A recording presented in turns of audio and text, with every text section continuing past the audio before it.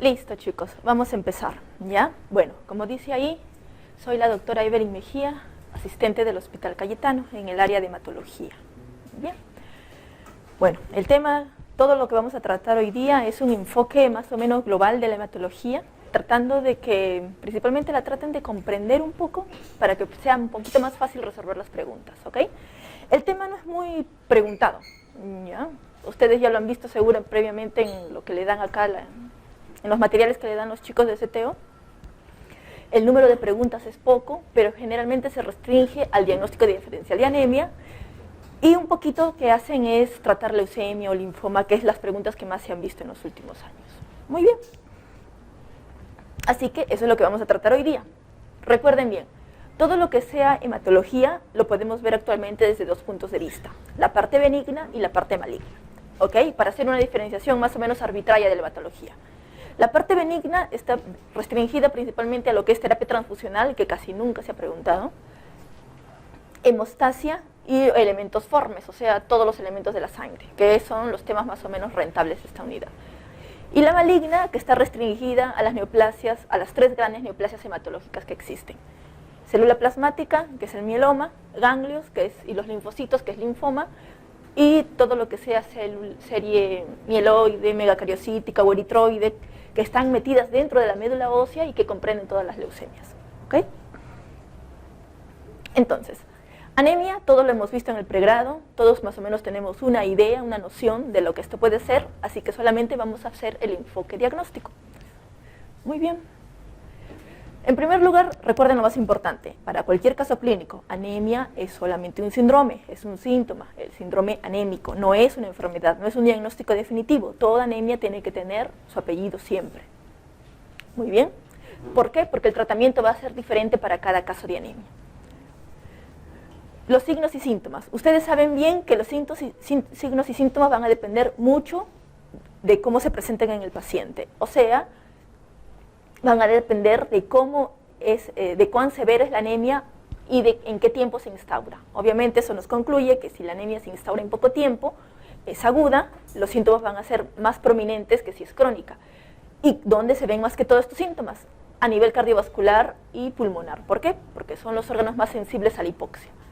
Y bueno, los niveles normales van a variar, pero siempre se asume que para mujeres el valor normal mínimo es 12 y para varones el valor normal es 13, ¿ok? Muy bien, entonces vamos a clasificar la anemia para más o menos tener la idea de qué estamos tratando, ¿ok? La primera clasificación es la clasificación morfológica, que se usa de acuerdo a todos los parámetros que podemos ver acá, y la segunda es la fisiopatológica, o de acuerdo al IPM, o índice de producción medular, o índice de producción reticulocitaria, o índice de respuesta reticulocitaria, como quieran llamarlo.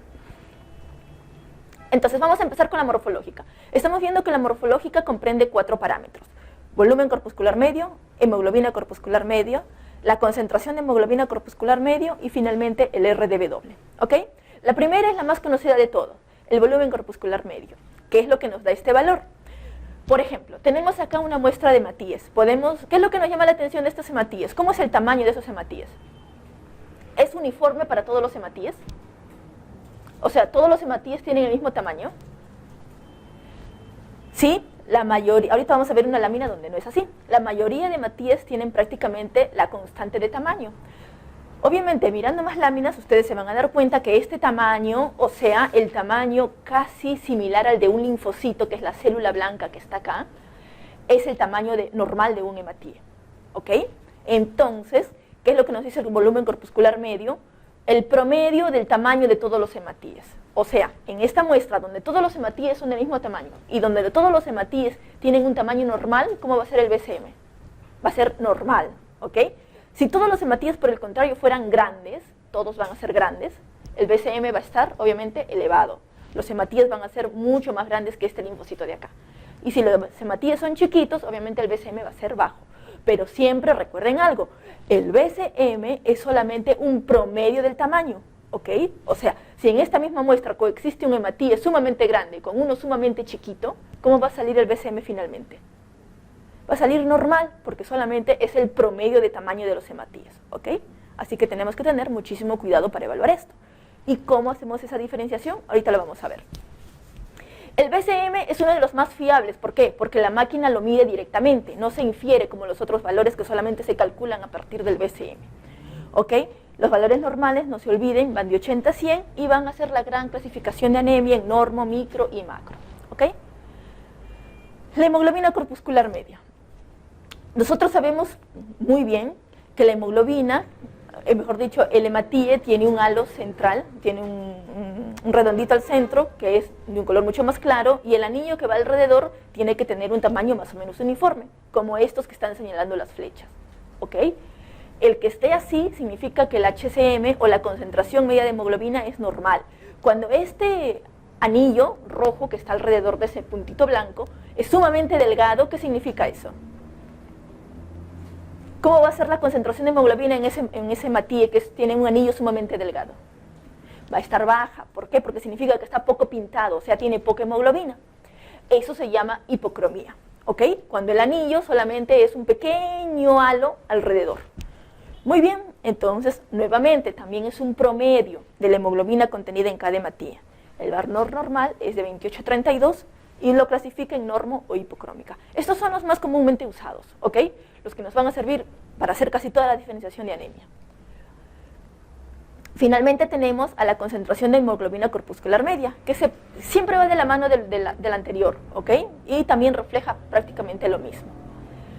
El último valor que tenemos nosotros es el RDW. ¿Más o menos recuerdan lo que era? Como su nombre en inglés lo dice, nos dice cuál es la variabilidad en la distribución de los tamaños de los hematíes. O sea, es el índice de anisocitosis. ¿Y qué significaba anisocitosis en una muestra? ¿Se acuerdan? La diferencia de tamaños. O sea, ¿qué significa cuando hay gran anisocitosis? Que hay mucha diferencia de tamaños. O sea, como les dije hace un momento, que hay hematíes muy grandes y hay hematíes muy chiquitos. ¿Y qué significa cuando no hay anisocitosis? Que no hay variación de tamaño, perfecto. Que todos los hematíes son del mismo tamaño. ¿Ok? Entonces, lo que vimos hace un momento, el volumen corpuscular medio puede salir normal, ¿ok? Pero si este RDW sale altísimo, normalmente los valores van de 11 a 14. Pónganse que salga 25. Es un valor sumamente elevado. ¿Qué significa eso? Que la variación de tamaño es sumamente grande, o sea que hay hematíes muy grandes y hay hematíes muy chiquitos. Cuando el RDW no está muy elevado, o sea, solamente estamos en 16, 17, significa que no hay mucha variación de tamaño. Y solamente hay hematíes poquito grandes y un poco chicos. Muy bien. ¿En quiénes podemos ver elevado? En todas aquellas anemias que vayan con alteración de la maduración. ¿Ok? O que vayan con destrucción, o que vayan con cualquier tipo de alteración de la médula ósea. Muy bien. Entonces, ¿para qué nos va a servir esto? Para clasificar a las anemias de acuerdo a su morfología. Entonces, tenemos BCM disminuido, por ejemplo, en las talasemias y en las ferropenias, pero ¿cuál va a ser la diferencia para poder decir que es una u otra? La talasemia, el RDW o la anisocitosis va a ser normal. ¿Por qué? ¿Por qué creen ustedes que va a ser normal acá y que acá no va a ser normal? Porque acá va a haber más variabilidad de tamaño que acá.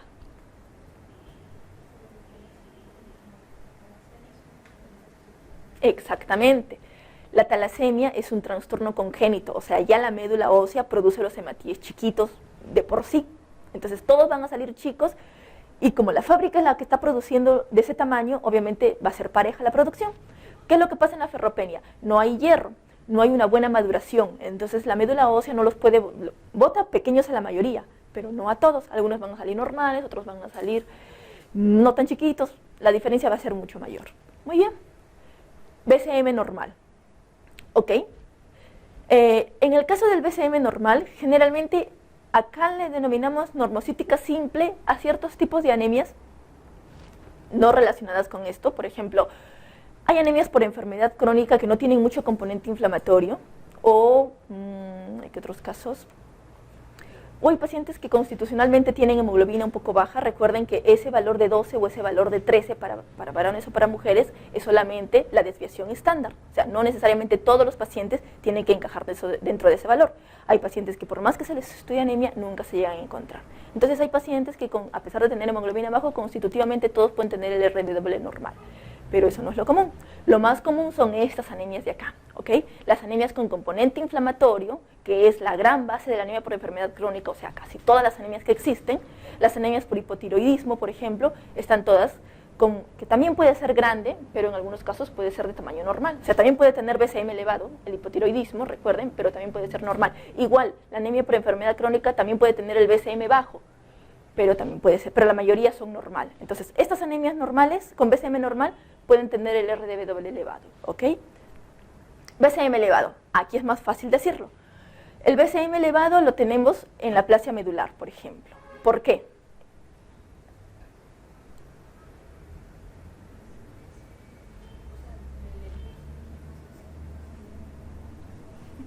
Más o menos, ¿ya?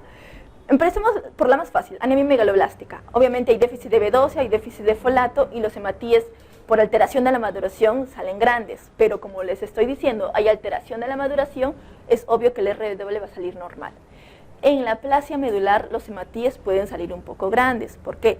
Porque de todos modos, a pesar de que existe una ausencia, o sea, ¿qué es lo que pasa en la aplasia medular?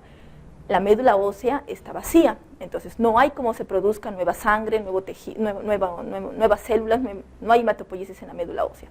Las pocas células que quedan dentro de la médula van a producir la pequeña cantidad que tienen los pacientes, un poquito de plaquetas, un poquito de glóbulos rojos y de glóbulos blancos, pero lastimosamente estas células van a salir generalmente de una forma alterada. ¿Por qué? Porque la médula ósea ya no es tan normal que digamos. Entonces cuando la médula ósea pierde su constitución básica, se puede decir, las células salen un poco elevadas. Y como nuevamente el defecto es propio de la médula, o sea, es propio de la fábrica, todas las células van a salir prácticamente del mismo tamaño. ¿Ok?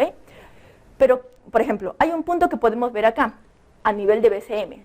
¿Cómo son los BCMs de las aplasias medulares, de los síndromes mielodisplásicos, que también van con BCM alto, de los hipotiroidismos, que algunos pueden ir con BCM alto, de las hepatopatías, que también a veces pueden ir con BCM alto, los alcohólicos, a diferencia de los megaloblásticos? ¿Cómo creen que va a ser el BCM? Los megaloblásticos característicamente tienen el BCM sumamente elevado, mayor de 120, mayor de 110, y si es más de 120 es muchísimo más probable de que sea anemia megaloblástica. En cambio, las otras patologías van con el BCM generalmente en 100, 105, y esos son los rangos entre los que fluctúan. ¿Ok? Entonces, hemos visto cómo podemos utilizar nuestros parámetros para la clasificación morfológica, así que ahora vamos con la fisiopatológica.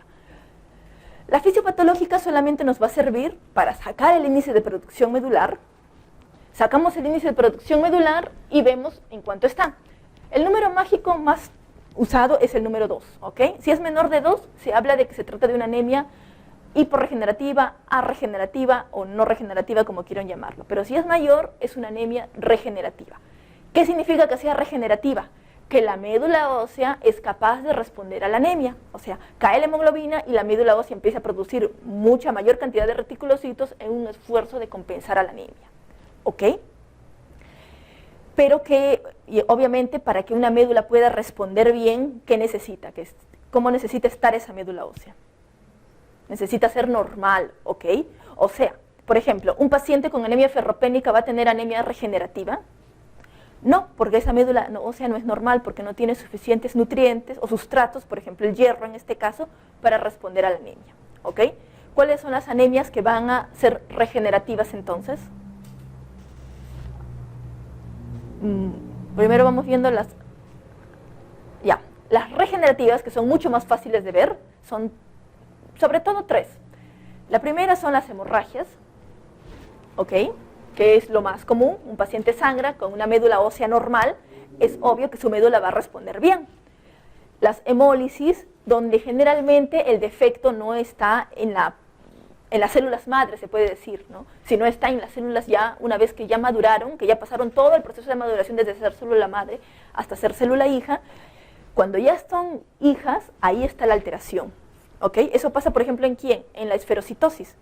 En la esferocitosis, el stem cell, digamos que empieza a producir bien, produce bien, responde bien, pero la célula final, ya en el camino, va alterándose las proteínas de membrana, ¿ok? Esa alteración final es la que origina que el hematíe sea anormal. Pero se puede decir, las células madre, el intersticio medular, todo lo que rodea a las células, a las stem cell, están normales. Por lo tanto, la médula va a estar en capacidad de responder ante esta anemia, ¿ok?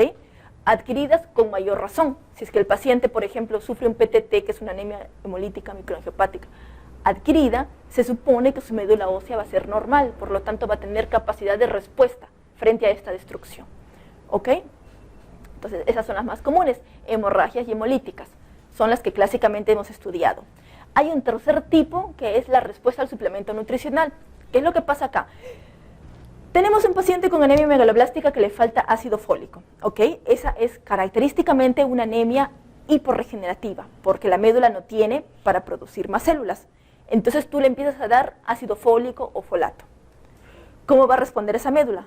Va a responder de lo que estaba ansiosamente esperando el ácido fólico, va a empezar a producir mucha cantidad de matíes, ¿ok? Y de reticulocitos.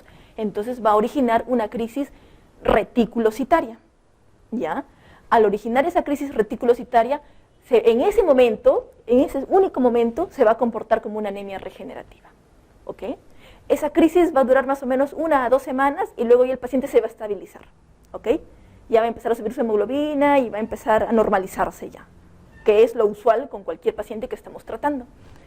Y ahí ya pues obviamente ya va a perder esta condición. Entonces solamente en ese momento es que se llama anemia regenerativa a ese tipo de anemias carenciales. Las otras sí son los ejemplos clásicos que ustedes tienen que saber, ¿ok? Entonces tenemos acá a las hiporregenerativas o arregenerativas. ¿Cuáles son esas? Cuando existe, por ejemplo, hipoproliferación de la médula, o sea, ustedes saben, las stem cell están dentro de la médula ósea. Para que puedan surgir, proliferar, madurar y producir muchas células, necesitan de un microambiente medular, ¿ok? Si es que ese microambiente no es el adecuado, obviamente no van a desarrollar bien esas stem cell. ¿Y qué es lo que puede originar que ese microambiente esté mal? Por ejemplo, los tóxicos. Las endocrinopatías inhiben el microambiente medular. La uremia en las nefropatías inhiben el microambiente medular. Las toxinas, las drogas también lo inhiben. La anemia, la enfermedad crónica lo inhibe, ¿por qué? Por el mismo fenómeno inflamatorio que es la base de la anemia por la enfermedad crónica.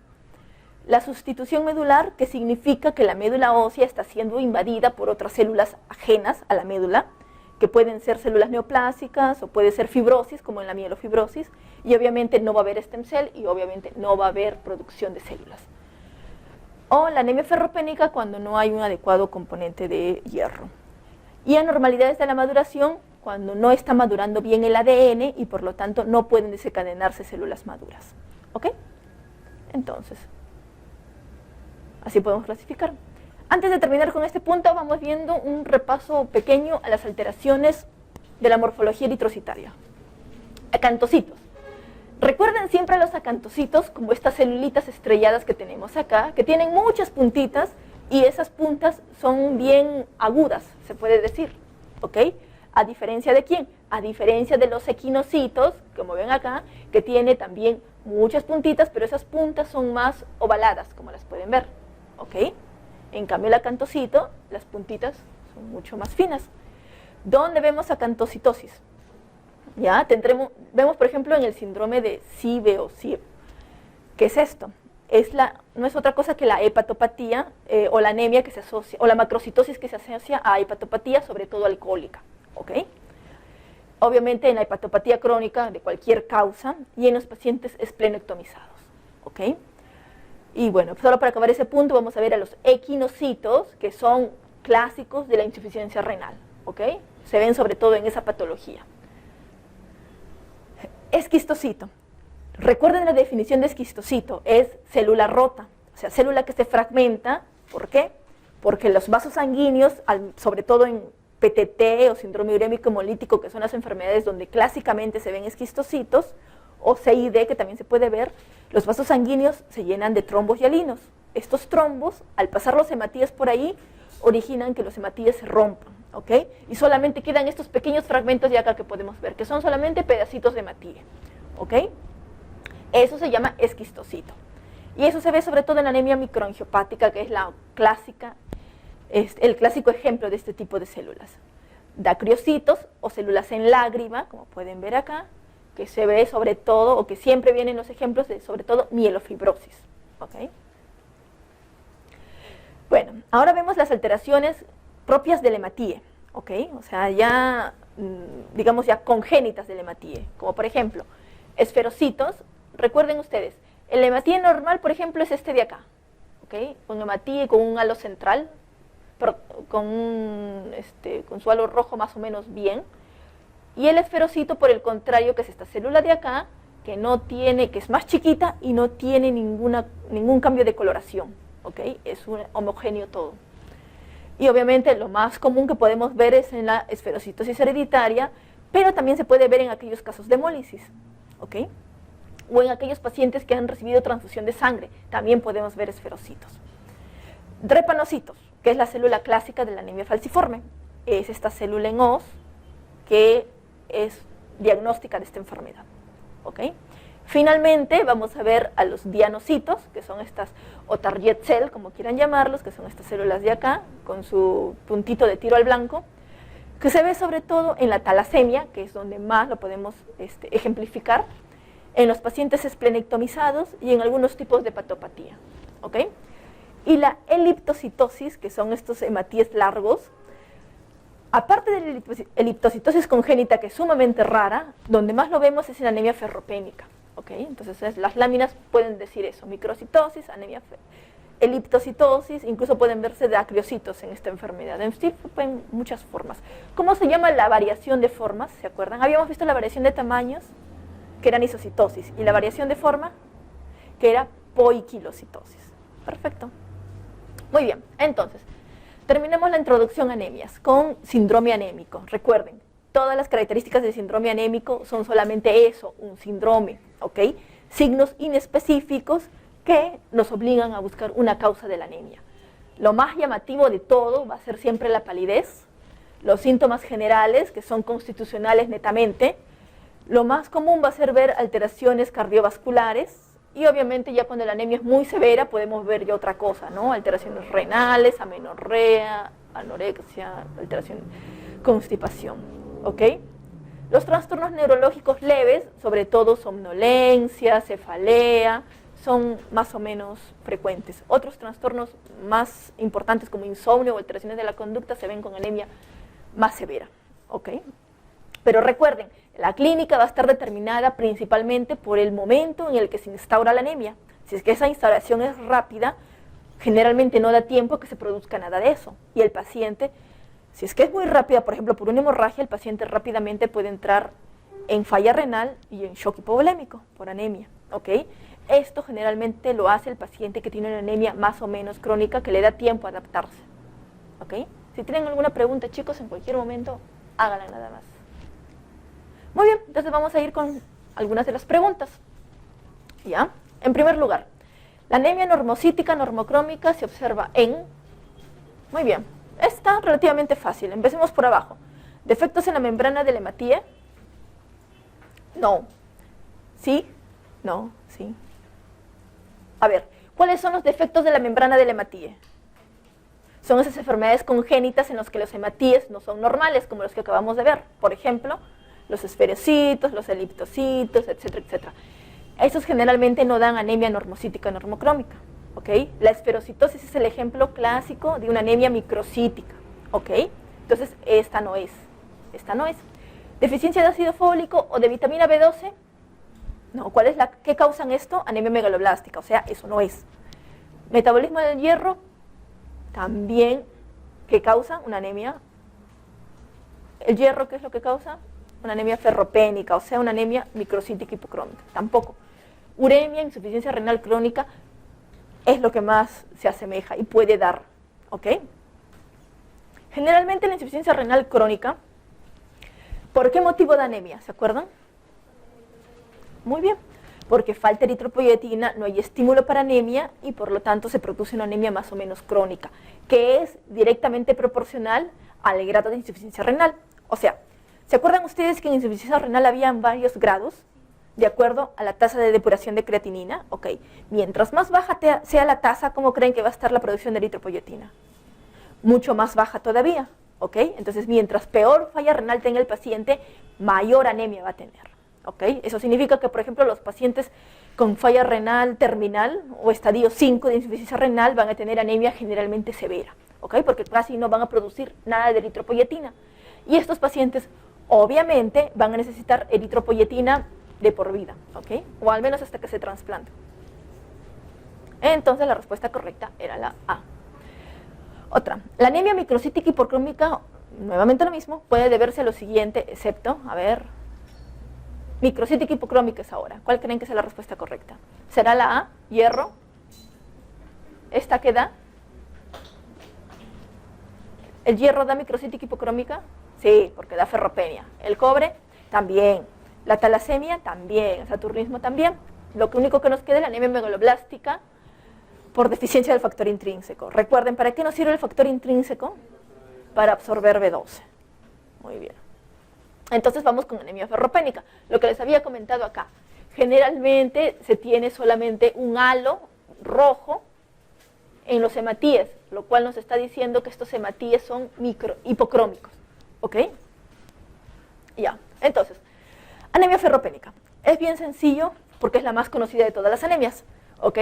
No se sintetiza adecuadamente la hemoglobina y por lo tanto los hematíes salen más pequeños de lo normal y con menor cantidad de hemoglobina. ¿Ok? Son 3 etapas bien definidas: la ferropenia prelatente, la latente y la eritropoiesis ferropénica. ¿Qué significa cada una de estas etapas? Por ejemplo, en la ferropenia prelatente, ¿qué tenemos? Tenemos que preferentemente han caído los niveles de hierro en la sangre periférica, o sea, los niveles de hierro circulante. ¿Ok?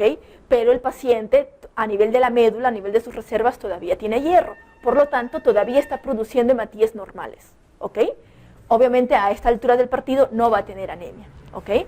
Ferropenia latente significa cuando ya las reservas de hierro en la médula ósea han desaparecido. ¿Ok? Y por lo tanto, el paciente ya todavía no hace anemia, pero ya está prácticamente en los previos de hacerla. ¿Y eritropoiesis ferropénica qué significa? Eritropoiesis es producción de células rojas o de eritrocitos por parte de la médula ósea.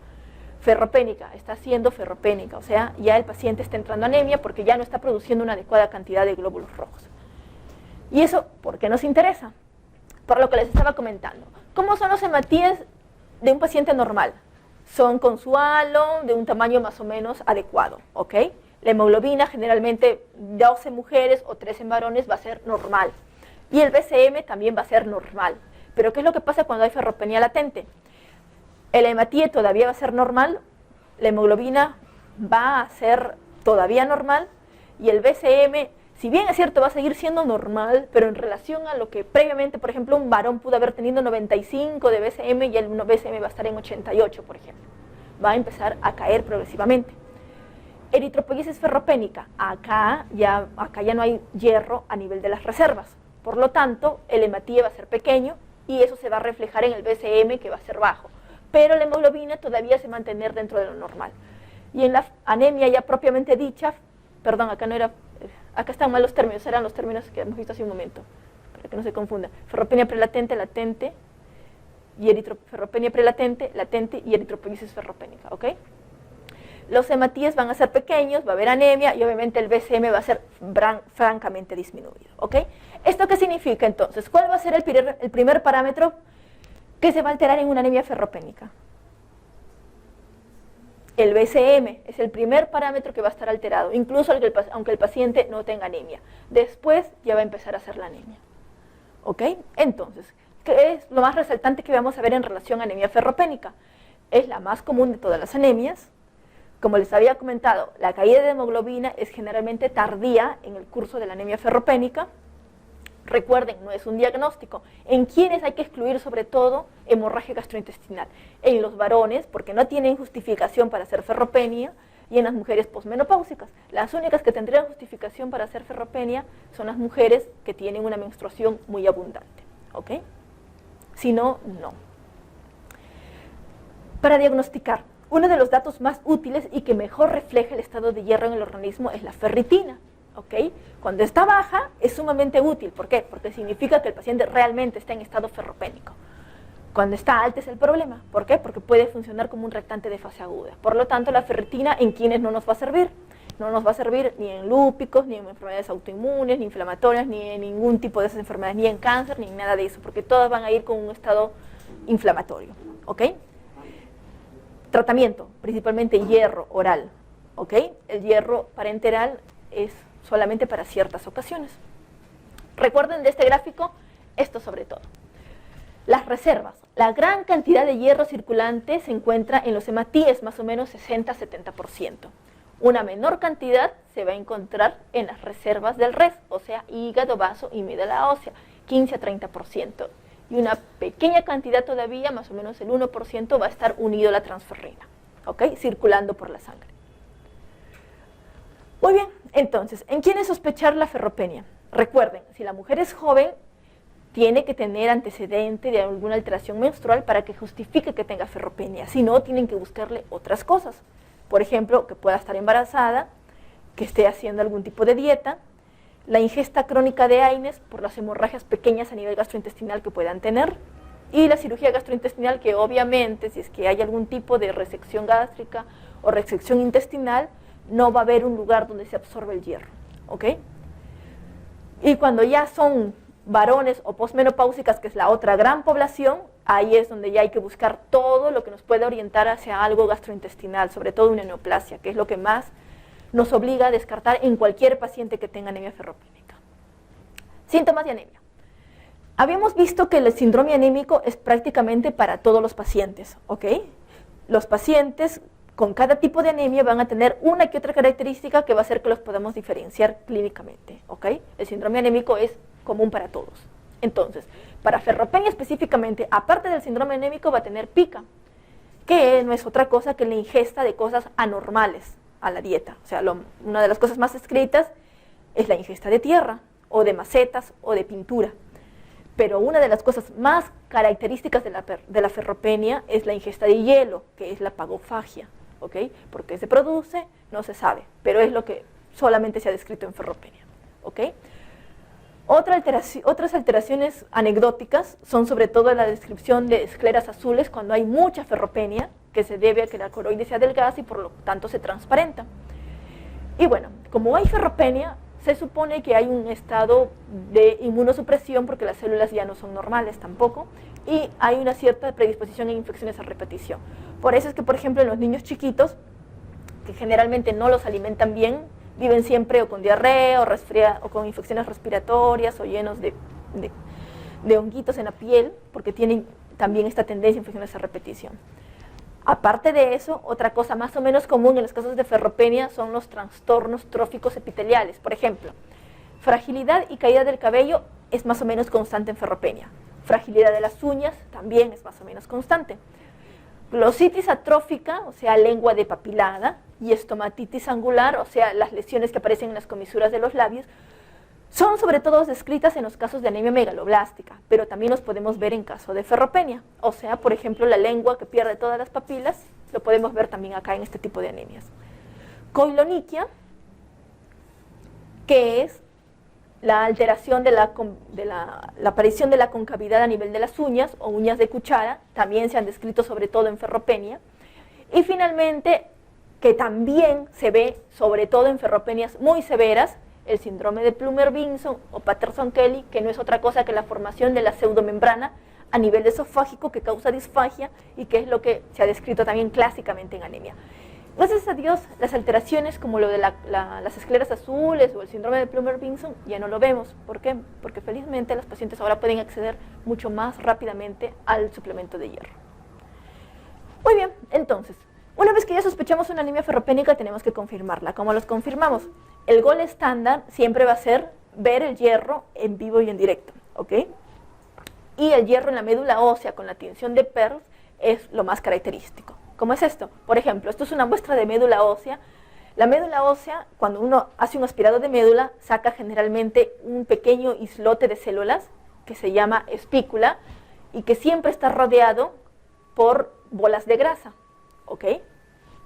Esta espícula es, digamos, la unidad funcional de la médula, porque ahí están metidas todas las células. Están los megacariocitos, están las stem cell eritroides y toda su progenie, y están las stem cell mieloides y toda su progenie, ¿ok?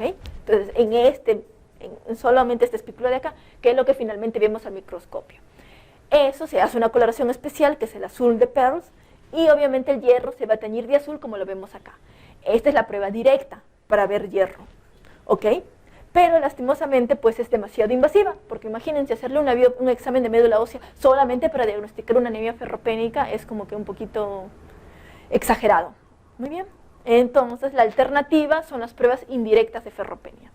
Y acá tenemos las más comunes. Índices eritrocitarios, que ya los acabamos de ver, ¿ok? Todo lo que son BCM, HCM y RDW, ¿ok? Morfología de los hematíes que se pueden ver en el estudio que se denomina lámina periférica, ¿ok? Entonces, eso simplemente nos dice que los hematíes son microcíticos, como por ejemplo, recuerdan que les dije que el hematíe debería ser del tamaño de un linfocito, como el linfocito que está acá, ¿ok? Por ejemplo, estos hematíes de acá son más pequeños que este linfocito. Este digamos que es el que más o menos se le parece, pero también está más chiquito, ¿ok? Y el halo solamente tienen un anillo de hemoglobina, que es lo que se denomina hipocromía, ¿ok?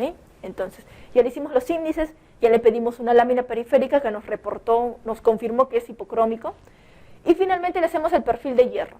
¿En qué consiste el perfil de hierro? ¿Alguien se acuerda? ¿Cuáles son los parámetros de perfil de hierro? Ferritina, muy bien, ¿qué más? Transferrina, ¿qué más? Saturación de transferrina y bueno, y ahorita vamos a ver dos valores de acá. ¿Cómo debe estar la ferritina en la anemia ferropénica? Les acabamos de decir. Baja. ¿La transferrina cómo va a estar? En relación a transferrina hay varios parámetros, ¿ok? Hay uno que se llama concentración de transferrina. ¿Cómo va a estar la concentración propia? O sea, ¿qué es la transferrina? ¿Se acuerdan? Es una proteína que transporta el hierro en la sangre, ¿ok? Entonces, si es que falta hierro, ¿cómo va a estar la concentración de esa transferrina?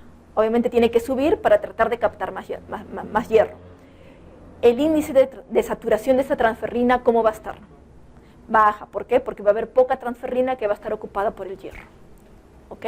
Entonces, sideremia o hierro sérico, que también se llama, va a estar baja. El índice de saturación de transferrina, como les acabo de decir, también está baja. La transferrina o concentración de transferrina va a estar alta. El receptor soluble de la transferrina, que es esto de acá, va a estar elevada. ¿Por qué? Porque también, al igual que la transferrina, va a buscar captar mayor cantidad de hierro para unirse a la proteína de la transferrina. ¿Ok?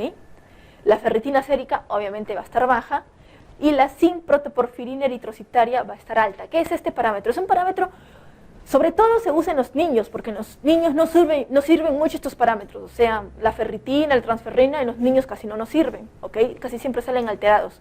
Entonces se usa o la protoporfirina eritrocitaria o la sin-protoporfirina eritrocitaria, ¿ok? ¿Qué nos dice eso?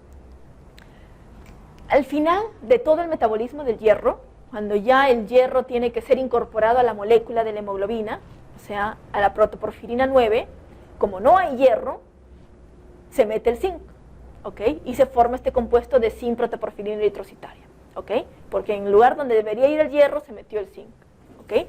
Eso va a aumentar, por lo tanto, tenemos el valor elevado, ¿ok?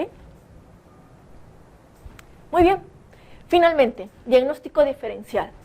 Míreme, el grado de anemia nos va a ayudar mucho para diferenciar a los tipos de anemia. Por ejemplo, las talasemias, las esferocitosis que cursan con anemia microcítica, ¿cómo va a estar el nivel de hemoglobina? Generalmente estos pacientes tienen una anemia bien leve, más o menos están entre 11 a 12 de hemoglobina si es que son varones y entre 10 a 11 si es que son mujeres. Las enfermedades crónicas también no suelen tener mucha anemia, tienen hasta de 9 para arriba, ¿ok? La deficiencia de hierro sí puede llegar incluso a tener 2 o 3 de hemoglobina, ¿ok? Y eso más o menos, el valor de hemoglobina, el grado de anemia nos puede ayudar un poco a diferenciar los tipos de anemia, ¿ok? La ferritina, obviamente, si es que está disminuida, nos va a ayudar más que cualquier otro parámetro. Y el hierro medular, que es el gold estándar, definitivamente es el único que nos puede decir realmente si es que hay hierro o no, ¿ok? Solamente 2 diapositivas sobre el tratamiento. ¿Cuáles son los objetivos del tratamiento? Recuerden, se dan varios meses de tratamiento, como habíamos visto en alguno de sus test de las preguntas. ¿Por qué? Porque buscamos 2 objetivos principales: mejorar el nivel de hemoglobina y darle hierro a las reservas, ¿ok? Porque si no llenamos a las reservas, ustedes han visto, primero se producía una eritropoiesis, una ferropenia prelatente, luego una ferropenia latente y luego finalmente ya una eritropoiesis de ferropenia, ¿ok? Para el tratamiento tenemos que ir al revés, o sea, primero solucionar la eritropoiesis ferropénica, o sea, sacarlo al paciente de la hemoglobina y luego empezar a llenar las reservas del paciente y el hierro circulante que tiene nadando con la transferrina también. ¿Ok? El tratamiento. Principalmente se usan las sales de hierro. ¿Ok? Fumarato ferroso, gluconato y sulfato ferroso. El más común que usamos en nuestro país, el sulfato ferroso, ¿ok? Que viene a esta dosis y trae esta cantidad de sal ferrosa. El fumarato ferroso es el otro que se usa. ¿Cuáles son las ventajas de uno y otro? Los dos son, o mejor dicho, todos son casi igual de eficaces. La mayor diferencia está en que, por ejemplo, el sulfato ferroso, ¿cuáles son los síntomas adversos que más se han visto con este? Estreñimiento, gastritis, el malestar el sabor metálico de la boca y todo eso. Con el gluconato y mucho menos con el fumarato se ven poco, ¿ok? Entonces esa es principalmente la más grande diferencia entre estos, pero de que funcionan igual los tres, funcionan igual, ¿ok? Y bueno, como les había dicho, la vía parenteral solamente cuando no podemos darle vía oral o cuando la vía oral no es buena. Pues hay pacientes, por ejemplo, psiquiátricos que lastimosamente no pueden recibir las pastillas o no las podemos administrar las pastillas. El intramuscular generalmente no está recomendado porque se ha visto que tiene muchísima absorción errática, casi no se absorbe el compuesto. Y la vía parenteral, sobre todo usamos el hierro sacarato, que es uno de los que mejor va y tiene menos efectos adversos, porque lo que más se ha visto con esto es la anafilaxia, ¿okay? O lo más temido por todos es la anafilaxia. Entonces vamos con las preguntas. ¿Cuál es la dosis de hierro elemental que debe administrarse a un paciente adulto? Habíamos visto, recuerden, fumarato era 200, sulfato era 300, ¿ok? Entre 200 a 300 es la dosis de hierro elemental por día. Entonces la respuesta es sencilla, va a ser la respuesta B, ¿ok? La pregunta 10 de su test. Señale la respuesta falsa respecto al metabolismo de hierro. Muy bien. Entonces empecemos por abajo para que sea un poquito más didáctico su curso. Las situaciones de eritropoiesis ineficaz aumentan la absorción intestinal. ¿Qué significaba eritropoiesis ineficaz? ¿O qué creen ustedes que significa? Más o menos deduciendo. Eritropoiesis, recuerden, significa producción de serie eritroide por la médula ósea. Ineficaz, que no sirve. Entonces, obviamente, al haber anemia por este motivo, el cuerpo va a tratar de obtener más sustratos. ¿Y cómo va a obtener más? Aumentando la absorción intestinal de hierro. ¿Ok? Las pérdidas de hierro en la mujer suelen ser el doble que en el hombre. Sí, acabamos de ver eso. En la mujer premenopáusica es en la única en la que podemos justificar una ferropenia. ¿La absorción intestinal es superior en forma de hierro M de la dieta? Sí, por eso es que el más recomendado es el hierro de animales, antes que el hierro de vegetales, porque ese es el que se absorbe mejor. La mayor parte de hierro necesario para la eritropoiesis procede de la destrucción de hematíes viejos. Sí. ¿Se acuerdan su grafiquito que vimos acá hace un momento? Ya. Absorbes el hierro, se une la transferrina, va a los hematíes circulantes, un poco va a las reservas, pero nuevamente vuelve a dar la vuelta el mismo hierro, ¿ok? Hace una recirculación y por lo tanto la alternativa B también es correcta. Y finalmente, ¿la mayor parte del hierro se encuentra en los depósitos? No, recuerden que solamente el 15 al 30% está en los depósitos. ¿La mayor parte dónde está? Circulando con los glóbulos rojos. Muy bien. La 11 de su test. Tenemos una mujer de 52 años de edad que viene con síndrome anémico sin causa aparente, ¿ok? Y en analítica, ¿qué es lo que más nos llama la atención? Que tiene una anemia 8.5, una anemia moderada, con un BCM y un HCM bajo, ¿ok? O sea, microcítica hipocrómica.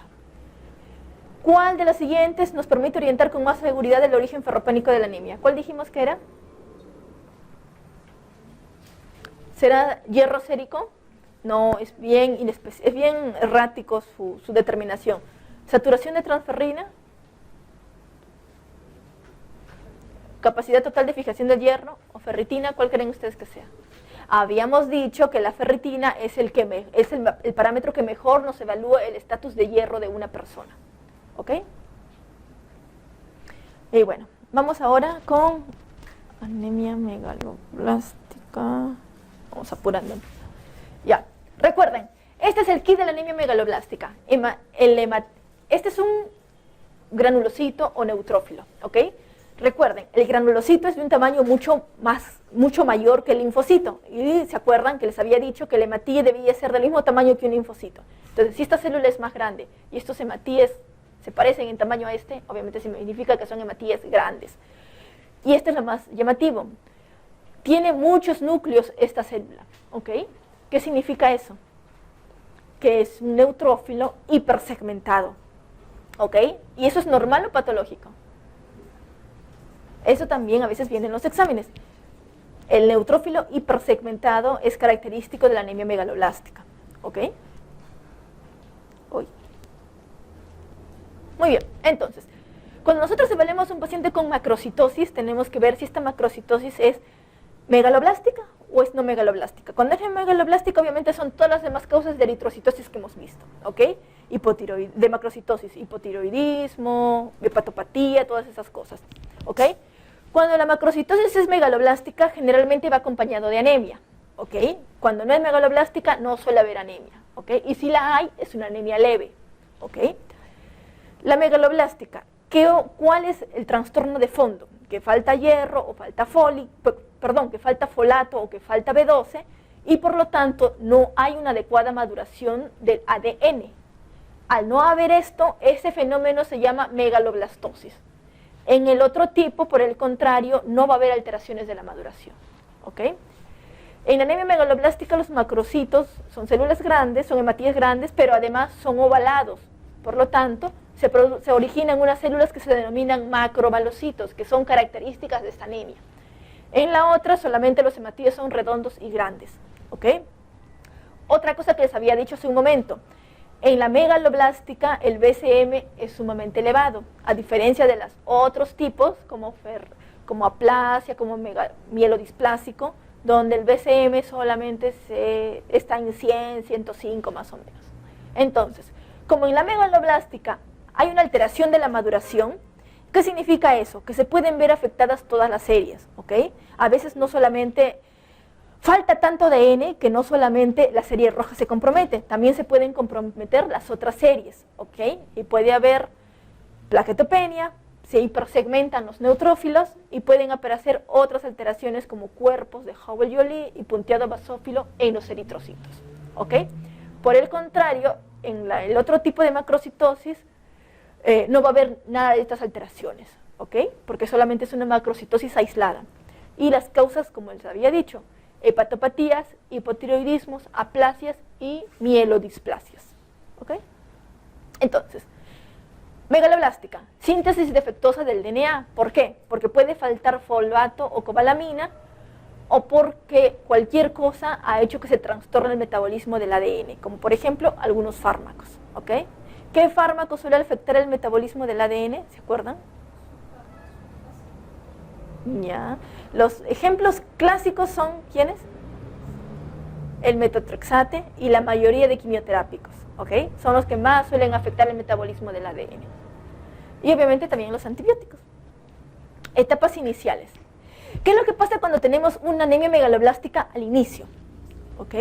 Solamente vamos a tener una macrocitosis aislada, igual que en la ferropenia, que solamente teníamos BCM bajo, acá vamos a tener solamente BCM alto sin anemia. ¿Y cómo vamos a diagnosticar la megaloblástica en estos casos? Tomándole un dosaje de factores de B12 y fólico, o tomándole la homocisteína plasmática, que es todavía mucho más sensible en las etapas iniciales para diagnosticar anemia megaloblástica. ¿Ok? Entonces, generalmente son pacientes que tienen enfermedades nuevas que originan este trastorno. Ahorita vamos a ver cuáles son. No se olviden de esto. Hay reserva en el organismo para cobalamina más o menos de 3 a 5 años. Por lo tanto, estas anemias generalmente son de larga data. De folato, las reservas son mucho más escasas, además de que el compuesto es termolábil. Por lo tanto, a veces en los alimentos, con la cocción, por ejemplo, fácilmente lo podemos destruir. Y al destruirlo, pues ya no se ingiere. Muy bien, la clínica. Lo más llamativo de la clínica son siempre las manifestaciones neurológicas, no se olviden. Esto, sobre todo, ¿en cuál se ve? ¿En folato o B12, se acuerdan? En B12, sobre todo, se ve. En folato, clásicamente se ha descrito que no hay manifestaciones neurológicas, ¿de acuerdo? Y bueno, pueden haber prácticamente cualquier síntoma, pero lo más común es el síndrome anémico y los trastornos gastrointestinales, ¿ok? Entonces, vamos a ver, déficit de cobalamina o de folato. En primer lugar, cobalamina, ¿ok? Para que un paciente haga déficit de cobalamina, ¿qué es lo que necesita? Por ejemplo, tenemos que estos pacientes que tienen cobalamina de reserva más o menos para 3 a 5 años, tienen algo en el organismo que condiciona que ya no absorban bien la B12, ¿ok? ¿Y qué puede hacer ese algo? Puede ser a nivel de estómago o a nivel de ilion, ¿ok? Entonces, ¿podemos tener defectos del factor intrínseco? Sí. A nivel de estómago necesitamos el factor intrínseco para que se una B12 y poder absorber. ¿Dónde lo vemos esto? En la anemia perniciosa, ¿ok? Enfermedades del aparato digestivo, ¿ok? Cualquier cosa en el estómago, sobre todo resecciones, o en el intestino, que también pueden ser resecciones o enfermedad celíaca, origina que no se absorba bien la B12. Fármacos. Estos fármacos, sobre todo, el más común es el inhibidor de la bomba de protones, ¿ok? ¿Por qué? Porque va a originar un estadio de hipocloridia o acloridia en el estómago. Y recuerden, el factor intrínseco necesita de estas células para poder secretarse y por lo tanto poder absorber la B12, ¿ok? Entonces, esto de acá es más o menos fácil de diagnosticar. ¿Por qué? Porque siempre viene el antecedente de ingesta crónica de inhibidores de bomba de protones. Esto de acá también es fácil de diagnosticar porque generalmente nos viene la clínica y el antecedente de que el paciente ha sido resecado. Esto de acá es lo que ahorita vamos a ver, ¿ya? Anemia perniciosa. ¿A qué se le llama anemia perniciosa? Anemia perniciosa es el nombre que se le da a una anemia megaloblástica que aparece cuando el paciente tiene gastritis atrófica. Nada más, eso es todo, ¿ok? ¿Qué es lo que pasa en estos pacientes con gastritis atrófica? No tienen glándulas secretoras, por lo tanto va a desaparecer el ácido clorhídrico, no va a haber pepsina y no va a haber factor intrínseco. La base de todo es la falta de factor intrínseco, ¿ok? Entonces, gastritis atrófica igual a falta de factor intrínseco, igual a anemia megaloblástica, ¿ok? Y esa anemia megaloblástica se llama solamente anemia perniciosa, solo en esa condición, ¿ok? ¿Ok? ¿Cuáles son los puntos más llamativos de este tipo de anemia? Generalmente son varones mayores de 60 años, tienen una fuerte base genética y de raza, porque se ve solamente en ciertas poblaciones. La inflamación y la atrofia del cuerpo y del antro es lo más característico. Recuerden, todas estas enfermedades tienen curso crónico, sin síntomas específicos. Y bueno, puede asociarse a múltiples enfermedades autoinmunes, ¿ok? Entonces, ya vimos 3 causas principales de anemia megaloblástica por déficit de B12. La anemia perniciosa, las resecciones gastrointestinales y determinados fármacos. En nuestra población, lastimosamente, la cuarta causa, que es la causa que no debería existir, que es la malnutrición, es una de las causas más importantes, ¿ok? Generalmente pacientes adultos mayores que no son adecuadamente cuidados y que luego de 4 o 5 años de vivir en muy malas condiciones, es lógico que empiecen a desarrollar anemia megaloblástica, ¿ok? Entonces, chicos, bueno, lo que les había dicho, enfermedades autoinmunes, ¿ok? ¿Por qué? Porque en la gastritis atrófica se desarrollan cierto tipo de anticuerpos, ¿ok? Estos anticuerpos, ¿de qué se van a encargar? De destruir estas células y por lo tanto esa es la base fisiopatológica de la enfermedad, ¿ok? Entonces, ¿qué es lo que pasa? Va a haber anticuerpos contra las células parietales, ¿ok? Que son los más frecuentes de la enfermedad, pero poco específicos. Va a haber anticuerpos contra el factor intrínseco que se ven con menor frecuencia, pero son más específicos. Y además pueden haber anticuerpos contra las células tiroideas. ¿Ok? Muy bien, entonces hemos visto lo que es anemia megaloblástica por deficiencia de B12. Ahora vamos a ver por folato. Recuerden, las reservas son mucho menores, solo alcanza para 3 o 4 meses. Por lo tanto, es más fácil que se desarrolle este tipo de anemia. ¿Ok? Lo más común es malnutrición, que no solamente se ve en nuestra población, también se puede ver en poblaciones del extranjero, europeas, americanas sobre todo, y el hiperconsumo, o sea, pacientes que necesitan una mayor cantidad de ácido fólico. ¿Y quiénes son los que necesitan mayor cantidad de ácido fólico? A ver, ¿se acuerdan? Las embarazadas, ¿quiénes más? Los que están creciendo, los niños y adolescentes que están en crecimiento, ¿quiénes más? ¿Quién necesita ácido fólico? Porque su médula está constantemente exigida a producir más y más y más hemoglobina. Las anemias hemolíticas, no se olviden. El paciente que hemoliza todo el tiempo necesita producir nueva hemoglobina. ¿Y para qué necesita? ¿Y qué necesita para esto? Folato, folato y folato. ¿Ok? Entonces es fácil que ese paciente desarrolle anemia megaloblástica. ¿Ok? Entonces, como les había dicho, la malnutrición es fácil de desarrollar. ¿Por qué? Porque hay reservas escasas. El consumo, porque hay embarazo, lactancia o recambio celular excesivo, como la anemia hemolítica que les acabo de decir. Además, hay otras condiciones, como por ejemplo la malabsorción, el alcoholismo y la cirrosis. Todo lo que sea hepatopatía se va a asociar a este tipo de anemia, y sobre todo los quimioterápicos. ¿Ok? Los citostáticos inhiben la ruta del folato y eso origina anemia megaloblástica. Muy bien. El tratamiento. Lo más importante es reponer el factor que falta. ¿Ok? Si falta B12, reponer B12. Si falta fólico, reponer fólico. Pero siempre se han escuchado ustedes, no vamos a reponer fólico solo. ¿Por qué? Porque si reponemos fólico y el paciente en realidad es falto de B12, podemos exacerbar aún más el cuadro. ¿Ok? Entonces, o reponemos definitivamente lo que hemos comprobado por exámenes de laboratorio que falta, o en todo caso de forma más práctica reponemos los dos y así nos evitamos problemas. Y pensando en eso, las ampollas vienen precisamente con los dos medicamentos juntos. ¿Ok? Recuerden, generalmente las causas de... ¿Qué es lo que causa la falta de B12? A ver, les acabo de decir que la B12, por ejemplo, origina lengua de papilada, o sea, faltan las papilas, falta epitelio a nivel de acá. El paciente con B12 también puede tener diarrea crónica. ¿Por qué? Porque al igual que tiene la lengua de papilada, al igual que se depapila este epitelio, los otros epitelios que necesitan también estar en rápida reposición se van a alterar, como por ejemplo el epitelio intestinal, el epitelio gástrico. ¿Ok? Es por ese motivo que van a hacer diarrea. Obviamente, ¿qué es lo que va a pasar en el estómago? También va a haber una alteración del epitelio, entonces el paciente no va a absorber bien la B12. Por lo tanto, lo que más se recomienda es que sea por vía endovenosa, porque si le das por vía oral, al estar depapilado todos los epitelios, igual no lo va a absorber. ¿Ok? A diferencia del hierro, que recomendábamos más que todo vía oral. En este caso, recomendamos más que todo vía endovenosa. ¿Ok? Y bueno, la dosis, la cobalamina se da a dosis de 1 miligramo por semana intramuscular y el folato de 50 a 100 microgramos por día vía oral. Los síntomas más, se puede decir, importantes, casi siempre lo vamos a ver con B12, ¿ok? Con folato los síntomas van a ser no tan estrambóticos como con la B12. Entonces vamos a ir con las preguntas. ¿Cuál de los siguientes es falso en relación a anemia perniciosa? ¿Ok? ¿Se produce por un déficit de factor intrínseco? Podría ser, mejor dicho, es la base de todo. ¿Con frecuencia aparecen alteraciones neurológicas? Bueno, hemos visto que en anemia megaloblástica hay alteraciones neurológicas. Son más o menos frecuentes algunas de ellas, pero vamos a dejarlo en stand-by a ver si es que existe otra que es peor, o sea, o es menos, es más falsa que esta, ¿ok? La prueba diagnóstica de elección es la prueba de Schilling, sobre todo es la prueba diagnóstica de screening inicial, ¿ok? En el hemograma encontramos anemia severa, hay BCM elevado y reticulocitos altos. A ver, ¿va a haber anemia severa? Puede haber anemia severa, puede ser cualquier grado de la anemia, el grado de anemia. El BCM va a estar alto, sí, y puede estar sumamente alto.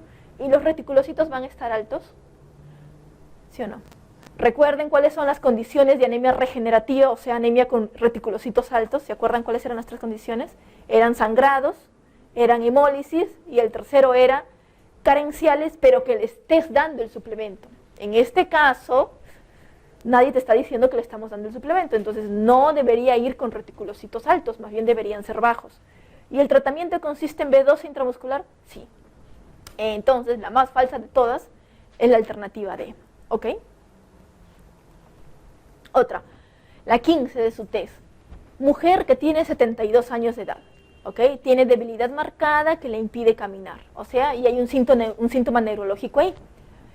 Diarreas de 3 meses de duración. ¿Puede ir la anemia megaloblástica con diarreas? Sí, acabamos de mencionarlo. Pérdida de peso de 15 kilos en 1 año. ¿Puede ir con pérdida de peso? También, por el mismo mecanismo de las diarreas. No va a absorber bien los alimentos. No hay mayor antecedente. Y el examen lo más llamativo es palidez, glositis, o sea, la lengua puede estar, aparte de que está depapilada, se ha descrito que la lengua puede estar roja o inflamada, ¿ok? O sea, puede tener glositis. Y edema en miembros inferiores. ¿Los pacientes con anemia así de por sí pueden hacer edema? Sí, también, es parte del síndrome anémico. Entonces, ¿qué es lo más llamativo del examen, de los exámenes auxiliares? La hemoglobina va a estar baja en 4, ¿ok? Que es compatible con muchas de estas enfermedades que tenemos acá. El BCM va a estar sumamente elevado en 137. Recuerden, mientras más alto sea el BCM, es más probable que sea anemia megaloblástica. Los leucocitos y las plaquetas van a estar bajos, ¿ok? ¿Una anemia megaloblástica puede ir con estos trastornos? Sí, porque recuerden, es una alteración de la maduración del ADN. Mientras más severo sea, todas las líneas celulares se pueden alterar, ¿ok? Creatinina más o menos, glucosa va ahí más o menos, y la lámina periférica nos dice polisegmentación de neutrófilos. No se olviden, los acabamos de ver al inicio. Entonces, ¿cuál es lo más probable que tenemos que diagnosticar? Leucemia, podemos diagnosticar leucemia. La leucemia generalmente va con BCMs normales, y la lámina periférica casi siempre informa la presencia de blastos, ¿ok? Anemia megaloblástica por déficit de folatos, ¿podría ser déficit de folatos? No, ¿por qué? ¿Perdón? Exactamente, para empezar tiene una sintomatología muy florida y para empezar tiene síntomas neurológicos, ¿ok? Y eso generalmente no va con deficiencia de folatos, va con deficiencia de B12. Aplasia medular. La aplasia medular se caracteriza porque baja todo en la sangre periférica, ¿ok? Su BCM puede ser alto, pero casi nunca es tan alto. Puede ir el BCM en 101, 102, hasta 105 máximo. La lámina periférica no informa de polisegmentación. Generalmente las células salen más o menos normales, se puede decir. ¿Ok? Anemia megaloblástica sola, sin ninguna cosa, sí, podría ser. Y finalmente, púrpura trombótica, trombocitopénica, no. Este cuadro es sumamente agudo, es una anemia hemolítica microangiopática, ¿ok? Y no duraría tanto tiempo como este paciente. Además que no se parecen muchas de las características que vemos acá. Muy bien, entonces la respuesta correcta es la D. ¿Ya? La pregunta 16. Sobre mi anemia megaloblástica, marque lo incorrecto. ¿La causa más frecuente es que falte folato, cobalamina o ambos? Sí. Muy bien. ¿En el frotis de sangre periférica pueden haber macrocitosis e hipersegmentación de neutrófilos? Sí, muy bien, lo acabamos de ver. ¿Se caracteriza por eritropoyesis ineficaz? Acabamos de explicar lo que es eritropoyesis ineficaz. O sea, la producción de ser eritroide que no está siendo buena por parte de la médula ósea. Y prácticamente cualquier anemia carencial lo puede tener, ¿ok? El metotrexate es un fármaco que altera el metabolismo del ADN, por lo que produce deficiencia de cobalamina. ¿Qué es lo que hace el metotrexate? El metotrexate altera la vía del folato, ¿ok? Entonces, al bloquear la vía, el folato no se metaboliza adecuadamente, por lo tanto el ADN no se produce bien y se produce una anemia megaloblástica secundaria, ¿ok? Entonces, esta de acá es la incorrecta, no va con la cobalamina, va con el folato. Recuerden que para cobalamina tenemos una reserva muy grande, que un fármaco no lo tendría por qué alterar. Finalmente, ¿qué es lo que pasa en la anemia megaloblástica? Se produce ese fenómeno que se llama eritropoyesis ineficaz, ¿ok? Las células rojas lastimosamente no se producen bien, ¿ok? Y pueden incluso destruirse, ¿ok? Pero se destruyen ¿dónde? Se destruyen dentro de la médula ósea, ¿ok? Y ese fenómeno puede originar, o sea, imagínense, ¿qué es lo que pasa si una célula se destruye dentro de la médula ósea? Si se destruye fuera de la médula ósea, se llamaría anemia hemolítica, ¿ok? Si se destruye dentro, es parte de la eritropoyesis ineficaz. ¿Y cómo se va a comportar? Se va a comportar similar a como si se destruyera fuera, ¿ok? La anemia hemolítica, ¿qué es lo que pasa con las constantes? Aumenta bilirrubina indirecta, aumenta DHL, ¿ok? Si es que se destruye dentro de la médula, también va a pasar lo mismo. También va a aumentar la bilirrubina y el DHL en plasma, ¿ok? ¿Listo? ¿Alguna pregunta tienen? Antes de pasar a la siguiente anemia. Ya, bueno. Acabemos con esta antes de ir al descanso. Anemia hemolítica. Hematíes con estos puntos moraditos se denominan reticulocitos, ¿ok? Son restos de ARN que han quedado dentro de la hematía. ¿De acuerdo? Entonces, clasificar la anemia hemolítica es relativamente complicado. ¿Por qué? Porque existen muchas formas de clasificarla. Tenemos, por ejemplo, la clasificación fisiopatológica, que nos dice dónde es que está destruyéndose los hematíes. Pueden destruirse fuera del vaso, o sea, a nivel de retículo, a nivel del sistema, a nivel del res, donde se produce eso principalmente a nivel del vaso, ¿ok? El vaso es el que tiene los marcadores para captar a los hematíes ya programados para que se destruyan, y la mayor parte de anemias hemolíticas se producen ahí, en el res. Intravascular, hay un pequeño grupo de anemias donde la destrucción se produce dentro del vaso sanguíneo y por lo tanto se denomina anemia intravascular. ¿Qué casos son esos? Por ejemplo, las reacciones hemolíticas por transfusión inadecuada de sangre produce este tipo de anemia. Por lo tanto, el paciente, ¿qué es lo que va a tener? Si la destrucción es intravascular, va a tener hemoglobinuria, ¿ok? Etiológica. Cuando la alteración del hematíe está, digamos, dentro del propio hematíe, se denomina causas intrínsecas, pero cuando la alteración está fuera, se denomina extrínseca, ¿ok? Pero una de las más fáciles de acordarse, porque es más o menos práctica, es esta, la causa genética. ¿Por qué?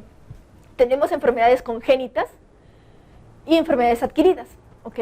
Dentro de las congénitas tenemos las alteraciones, todas las alteraciones del hematíe, que son alteración de la membrana del hematíe, alteración de las enzimas del hematíe y alteración de la hemoglobina del hematíe, ¿ok? Y esas son las que vamos a ver acá. Ok, congénitas. Cuando se altera la membrana del hematíe, se va a producir una anemia hemolítica congénita. ¿Cómo se va a llamar? O esferocitosis o eliptocitosis. Cuando se altera una enzima en el hematíe, se produce otra enfermedad.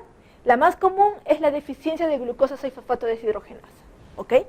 Pero cuando lo que está alterado es la hemoglobina del hematíe, se producen otras enfermedades hemolíticas, que son las anemias falciformes, o drepanocíticas, o sickle cell, y las talasemias. Cualquiera de estas alteraciones implican que la hematía ya no sea normal. Entonces, al no ser normal, lastimosamente no puede pasar por los sinusoides del vaso. Y al no pasar por los sinusoides, se destruye. Y eso da origen a una anemia hemolítica, ¿ok? Entonces, estas anemias hemolíticas congénitas, la mayoría de ellos no son muy graves, ¿ok? Entonces, el paciente puede vivir años teniendo crisis de anemia, o sea, viviendo una anemia constante todo el tiempo, que si está bien repuesto de ácido fólico no va a ser muy evidente, ¿ok? Pero sí va a desarrollar el síndrome hemolítico crónico, que ya lo vamos a ver a continuación. Por el contrario, los trastornos adquiridos, se supone que el paciente previamente normal adquiere alguno de estos trastornos y en estos pacientes la enfermedad es mucho más grave, ¿ok? Porque la destrucción se produce en una forma mucho más aparatosa. Puede ser inmune o puede ser no inmune. Inmune necesariamente tiene que estar mediada o lo que son inmunoglobulinas o complemento para que pueda haber la destrucción. Y no inmune cuando hay otros tipos de alteraciones, sobre todo alteraciones de los vasos sanguíneos, infecciones, el vaso o la diálisis que funciona como una alteración del vaso sanguíneo para que haya la destrucción. ¿Ok? Entonces, la clínica, como les había dicho, va a depender mucho de la forma de instauración de la anemia. Cuando es muy aguda, el paciente va a estar sumamente grave en poco tiempo. Pero cuando es crónica, va a dar tiempo que se produzcan todos los signos de síndrome hemolítico crónico y como el vaso va a trabajar a más capacidad de la que debería, se va a producir esplenomegalia. ¿Ok? Entonces, lo más representativo de una anemia hemolítica es que los parámetros de hemólisis tienen que alterarse, ¿ok? Sobre todo bilirrubina indirecta y DHL, la aptoglobina tiene que bajar y bueno, un hallazgo más o menos importante es que en la médula ósea se va a ver una gran cantidad de serie roja. ¿Por qué? Porque va a estar tratando de regenerar y de reponer lo que está destruyéndose en la sangre periférica. Muy bien, entonces, el síndrome hemolítico crónico generalmente se ven en aquellos pacientes que hemolizan de larga data. ¿Y cuáles son estos?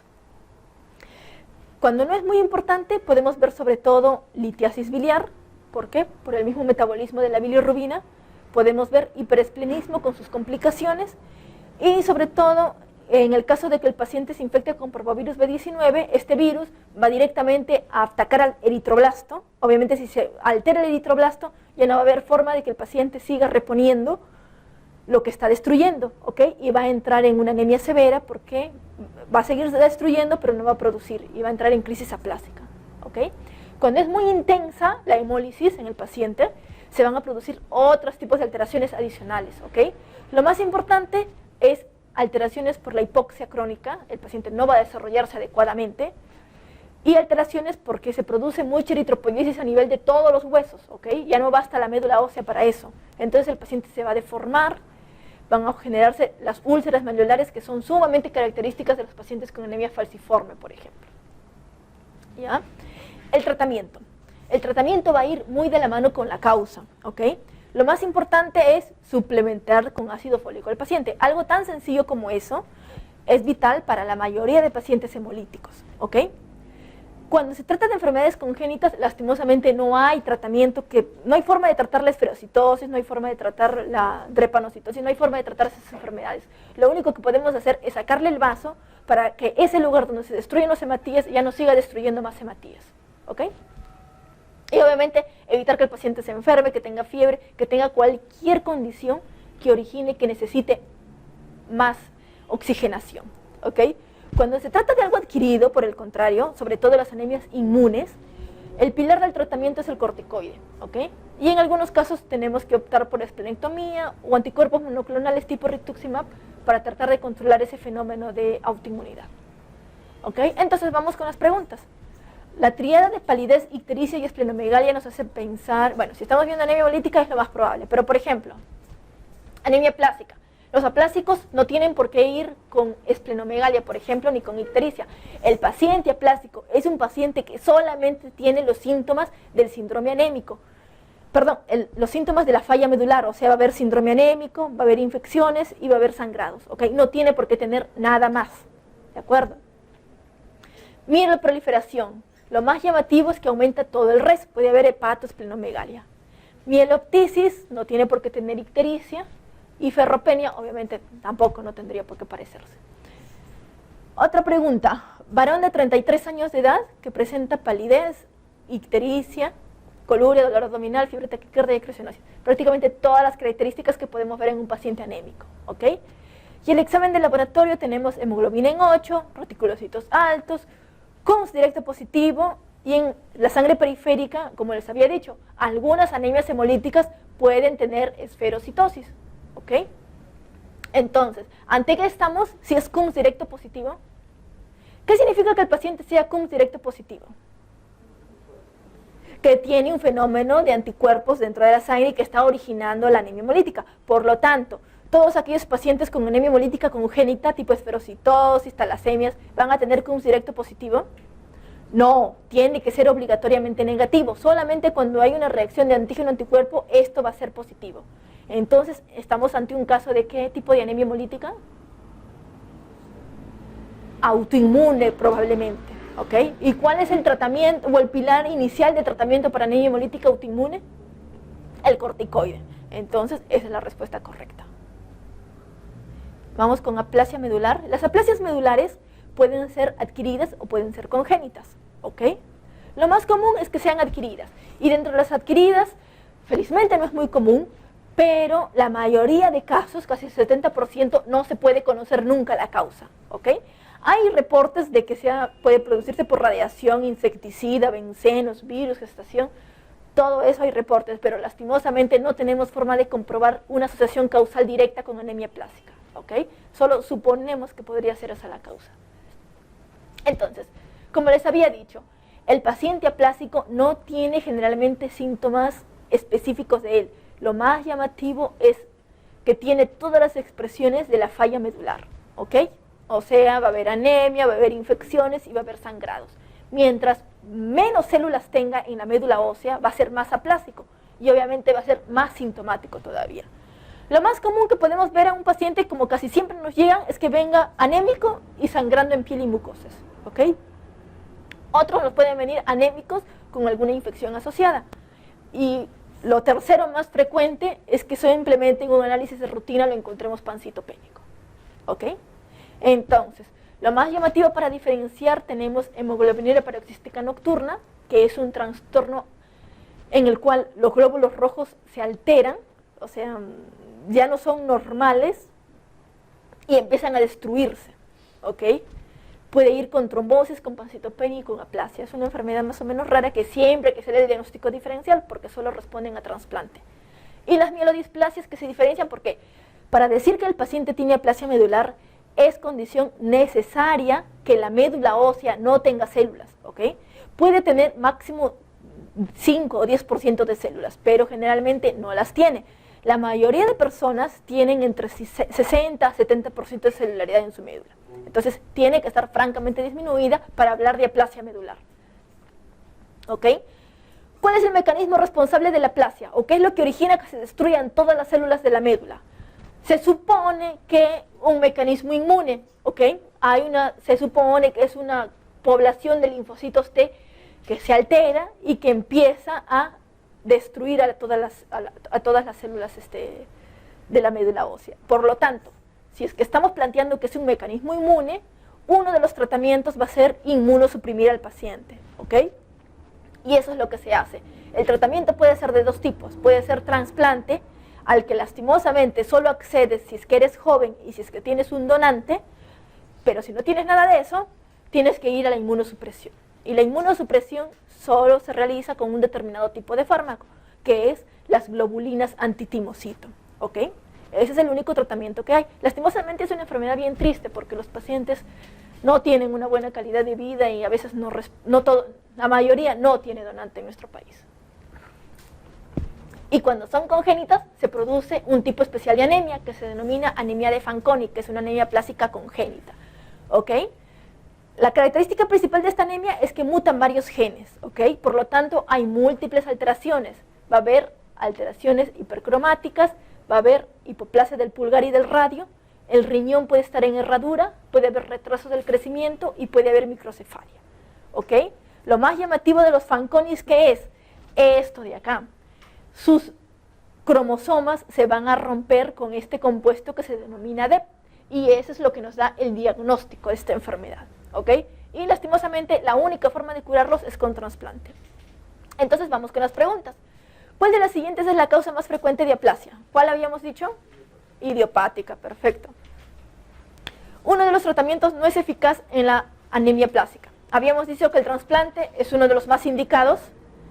Y después todo lo que sea modificar la respuesta inmune. O sea, esteroides usamos para modificar la respuesta inmune. Sí, sirven como coadyuvancia a nuestras globulinas antitimocitos que le damos.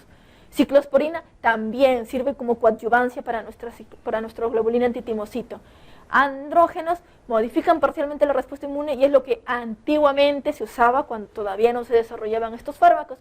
Esplenectomía no tiene ningún lugar acá. ¿Por qué? Porque no está para nada implicado en la producción de esta enfermedad. Y bueno, vamos rapidito con hemostasia. En relación a hemostasia tenemos que ver dos cosas. Un paciente está sangrando, ¿ok? Si es que el paciente sangra, ustedes tienen que determinar cuál es la alteración que está teniendo para que sangre, ¿ok? Pueden ser las plaquetas o pueden ser los factores de coagulación, ¿ok? Y si son las plaquetas, puede ser una enfermedad por la calidad de las plaquetas o por la cantidad de las plaquetas. Obviamente por cantidad de plaquetas es mucho más fácil de diagnosticar, ¿ok? Y los factores de coagulación pueden ser pues múltiples alteraciones, ¿no? Que se consuman, que no se produzcan por el hígado en el caso de enfermedades hepáticas, o que simplemente el paciente de manera congénita no tenga factores de coagulación, ¿ok? Entonces, si el paciente sangra, vamos a preguntarnos por qué es el sangrado, por plaquetas o por factores, ¿ok? ¿Cómo va a ser el sangrado por plaquetas? El sangrado por plaquetas tiene como lesión diana la piel, entonces lo más característico va a ser que se van a formar pequeñas petequias en los órganos que más estén sujetos a presión, o sea, los miembros inferiores, que son los que más aguantan todo el peso, ¿ok? Al contrario, cuando la alteración es por factores de coagulación, lo más llamativo es que se formen hematomas. ¿Por qué? Porque no se restringe solo la piel, se restringe al resto de tejido. Una lesión muy llamativa de los factores de coagulación, además, es que se sangran en las articulaciones y en las cavidades, ¿ok? Y el inicio es básico para diferenciar los dos tipos de sangrados. Recuerden, las plaquetas, ¿qué son? ¿Son qué parte en la ruta de la hemostasia? Es lo primero que aparece en la hemostasia. Por lo tanto, si es que no hay plaquetas, el sangrado va a ser inmediato, ¿ok? ¿Qué es lo que pasa cuando ya se formó el tapón plaquetario y tenemos que estabilizar ese tapón? ¿Quién viene? Vienen los factores de coagulación para formar el trombo de fibrina y todo, y dejarlo todo bien saneadito. Obviamente, eso va a ser después del tampón inicial, y por lo tanto el sangrado por factores va a ser retardado, ¿ok? Entonces, vamos viendo las alteraciones plaquetarias. Muy bien, se rompe el vaso sanguíneo y aparece el colágeno subendotelial, ¿ok? Acá, ¿qué apareció? Acá tiene que venir la plaqueta a unirse para formar ese tapón plaquetario inicial que habíamos estado comentando, ¿ok? Pero ¿qué necesita la plaqueta para que se una este colágeno? Necesita al factor de von Willebrand, ¿ok? Y la plaqueta tiene una partecita de su membrana donde está alojado el receptor GP1B, que es el que tiene que unirse al von Willebrand, ¿ok? Y ahí recién se puede producir la adhesión. Entonces, este von Willebrand además viaja unido al factor 8, ¿ok? Por lo tanto, también van de la mano para la cosa de la hemostasia. Entonces, viendo solo el factor de von Willebrand, ¿cómo se llamaría obviamente la enfermedad por lo que falta este factor y que origine que esto no se produzca? Se va a llamar enfermedad de von Willebrand, ¿ok? Cuando se altera la glicoproteína 1B, ¿cómo se llamaría esa enfermedad? Se llama síndrome de Bernard-Soulier, ¿ya? Entonces, acá tenemos la plaqueta. Para que venga otra plaqueta nueva a adherirse a esta plaqueta, necesitamos otra glicoproteína, que es la 2B3A, ¿ok? Entonces, esto es para la adhesión plaqueta-plaqueta, y esto es para plaqueta von Willebrand. ¿Qué pasa cuando se altera esta glicoproteína? ¿Cómo se llama la enfermedad? La que queda, trombastenia de Glanzmann, ¿ok? Y ahí tenemos las tres enfermedades que son alteraciones cualitativas de las plaquetas, ¿ok? Todo lo demás que tiene que ver con plaquetas es cuantitativa, ¿ok? Entonces, ¿qué es lo que pasa cuando no tenemos plaquetas? ¿Ok? Puede ser por dos motivos, o porque no se produzcan o porque se destruyan, ¿ok? Entonces, si no se producen las plaquetas, ¿dónde está la alteración? En la médula ósea, ¿ok? ¿Y cuáles pueden ser?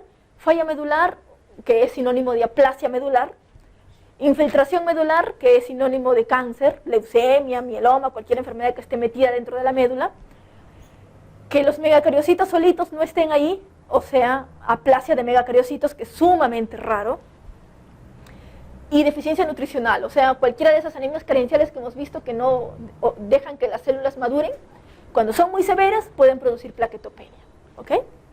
Entonces, pero recuerden, todas estas alteraciones que acabamos de ver tienen otros síntomas, aparte de la plaquetopenia, y eso va a ser lo que va a llamar en el cuadro clínico, ¿ok? No va a ser una trombocitopenia aislada. Y obviamente todas estas alteraciones van a tener además otros parámetros hematológicos alterados, ¿ok? Lo contrario va a pasar ¿con qué? Con la plaquetopenia por destrucción, ¿ok? La destrucción puede ser inmune o puede ser no inmune, ¿ok? Cuando es inmune, es una de las enfermedades más comunes, es una de las causas más comunes de plaquetopenia y se denomina PTI o púrpura trombocitopénica inmune, ¿ok? ¿Por qué se caracteriza? Porque hay una trombocitopenia aislada y nada más está alterado en ese paciente. No tiene anemia, no tiene leucopenia, no tiene ningún otro estigma al examen físico, ¿ok? Es una trombocitopenia pura. Obviamente otras entidades como las autoinmunes, las drogas o las infecciones también pueden originar un fenómeno inmune y originar plaquetopenia, ¿ok? Y lo no inmune, que significa cuando hay alguna alteración estructural de otra parte que origina destrucción de las plaquetas. Muy bien, entonces vamos a ver la trombocitopenia inmune. Es muy diferente el cuadro cuando se trata de un niño o de un adulto. Los dos van a ir con trombocitopenia, pero cómo se va a comportar es donde va a ver la diferenciación. Los dos van a ir con lo mismo, van a tener el síndrome purpúrico, van a tener sobre todo en los miembros inferiores y pueden tener sangrado a nivel de mucosas, ¿ok? En los niños el cuadro es sumamente rápido, más o menos en 2 o 3 días ya se llenó de petequias, a diferencia del adulto que más o menos demora 2 a 3 semanas. En los niños generalmente aparece tras una infección viral, ¿ok? Entonces, como aparece tras una infección viral, la gran mayoría pasa la infección viral y se recupera del PTI, ¿ok? En cambio en el adulto, aparte de que puede estar relacionado con drogas, en la mayoría es idiopático y por lo tanto tiende mucho a la cronicidad, ¿ok? Entonces, como les estaba comentando, los síntomas solamente son sangrado aislado, solamente hay trombocitopenia aislada y en la lámina periférica todo es normal excepto que no hay plaquetas, ¿ok? Entonces, se dice actualmente que la médula ósea no es necesaria, pero a veces, como lastimosamente todos nuestros pacientes no vienen así, solamente como una trombocitopenia aislada sin tener nada más, es un poco difícil hacer el diagnóstico y casi siempre todos terminan en médula ósea. Siempre que tengan un paciente con trombocitopenia hay que descartar las otras causas inmunes, ¿ok? Y dentro de esos están la mayoría de virus. HIV, hepatitis C, Helicobacter pylori, que también está descrito, y sobre todo enfermedades autoinmunes. No están recomendados de rutina, solamente si es que ustedes tienen alguna sospecha en el paciente. ¿Ya? El manejo. El manejo está principalmente dado por lograr una adecuada hemostasia. O sea, por ejemplo, tienen un paciente con 5.000 plaquetas. Ustedes, algunos de estos pacientes no necesariamente van a llegar a sus 150.000 plaquetas, ¿ok? Algunos solamente se quedan en 100.000. ¿Por qué? Lastimosamente, así es su organismo y no pueden responder más. Con 100.000, ¿estarían ustedes contentos? Sí, no, ¿y por qué? 100.000, pero no está sangrando nada. Lo más importante es hacer que el paciente no vaya a sangrar, ¿ok? Más de 50.000 podemos estar seguros. Si estamos en 100.000 y no podemos llegar a más, podemos vivir tranquilos, porque es eso suficiente para que el paciente pues, pueda hacer su vida normal, ¿ok? Entonces, nuestro objetivo principal va a ser mantener una adecuada hemostasia, no llegar a un recuento normal de plaquetas. Si es que llegamos a un recuento normal, si es que el organismo del paciente lo permite, perfecto. Pero si no se puede, tampoco no tenemos por qué estresarnos. Y el tratamiento. Generalmente con pacientes con 50.000, 40.000 plaquetas casi no iniciamos tratamiento, solo los observamos. ¿Por qué? Porque se asocia con poco riesgo de sangrado. Cuando baja menos de 30.000 o 20.000, ahí sí empezamos a tratarlos. O cuando tiene mucho sangrado, mucha gingivorragia, epistaxis, ahí también los tratamos. Porque recuerden que todos los medicamentos que se usan no son inocuos, la mayoría son bien tóxicos. ¿Y cuáles son los que más se usan? La primera línea, observación, como les estaba comentando, cuando no es muy severa la plaquetopenia o cuando no hay casi sangrado. La primera línea casi siempre son los corticoides, ¿ok? La mayoría de pacientes responden a corticoides. Pero si el paciente está sangrando masivamente, necesitamos que rápidamente suban las plaquetas, usamos la inmunoglobulina endovenosa, ¿ok? La segunda línea, si es que el paciente ha ido a la cronicidad, casi todos terminan en esplenectomía. Y cuando ya falla a esto, usamos la tercera línea, o sea, anticuerpos monoclonales tipo rituximab, inmunosupresión, preferentemente con quimioterapia, y agonistas del receptor de la trombopoyetina, que es como una eritropoyetina, pero para las plaquetas, ¿ok? Y bueno, lo que les había estado comentando hace un momento. Entonces vamos con las preguntitas. Lo correcto en relación a PTI. En los niños el 80% remite completamente. ¿Qué hemos dicho? ¿Los niños cómo se comportan? ¿La mayoría remite? La mayoría remite, ¿ok? Entonces hasta el momento esta es correcta. ¿Es insidioso y con poca expresión clínica? No, la mayoría viene con bastantes petequias, ¿ok? ¿La esplenectomía se debe realizar inmediatamente después del diagnóstico? No, les había comentado que es de segunda línea. ¿Se debe administrar prednisona a razón de 5 miligramos por kilo? No, ¿cuánto es la dosis de inmunosupresión para cualquier paciente? 1 miligramo por kilo, ¿ok? Sea lúpico, sea PTI, sea cualquier anemia hemolítica, cualquier enfermedad, la dosis es 1 miligramo por kilo, ¿ok? ¿Y la médula ósea es generalmente hipocelular? ¿Cuándo es hipocelular la médula ósea? Cuando es aplasia. Los demás casos son celulares o hipercelulares cuando necesitamos mucho recuento más bien, ¿ok? Tenemos una paciente mujer de 12 años que desde la menarquia, o sea, hace un año, presenta hipermenorrea y además tiene quimosis frecuentes, ¿ok? Y lo más llamativo que es TP de 13, TTP de 59 y sangría de 30. Muy bien, vamos a analizar para empezar, ¿qué creen ustedes que sea? ¿Ah? Ya, es probable. Pero vamos a ver, porque no nos dan recuento de plaquetas. Tiempo de sangría. ¿Qué nos mide el tiempo de sangría? Nos mide la primera parte de la hemostasia, o sea, nos mide, podría ser un sensor de plaquetas, ¿ok? Si es que está muy prolongada, ¿qué significa? Que las plaquetas probablemente estén alteradas, ¿ok?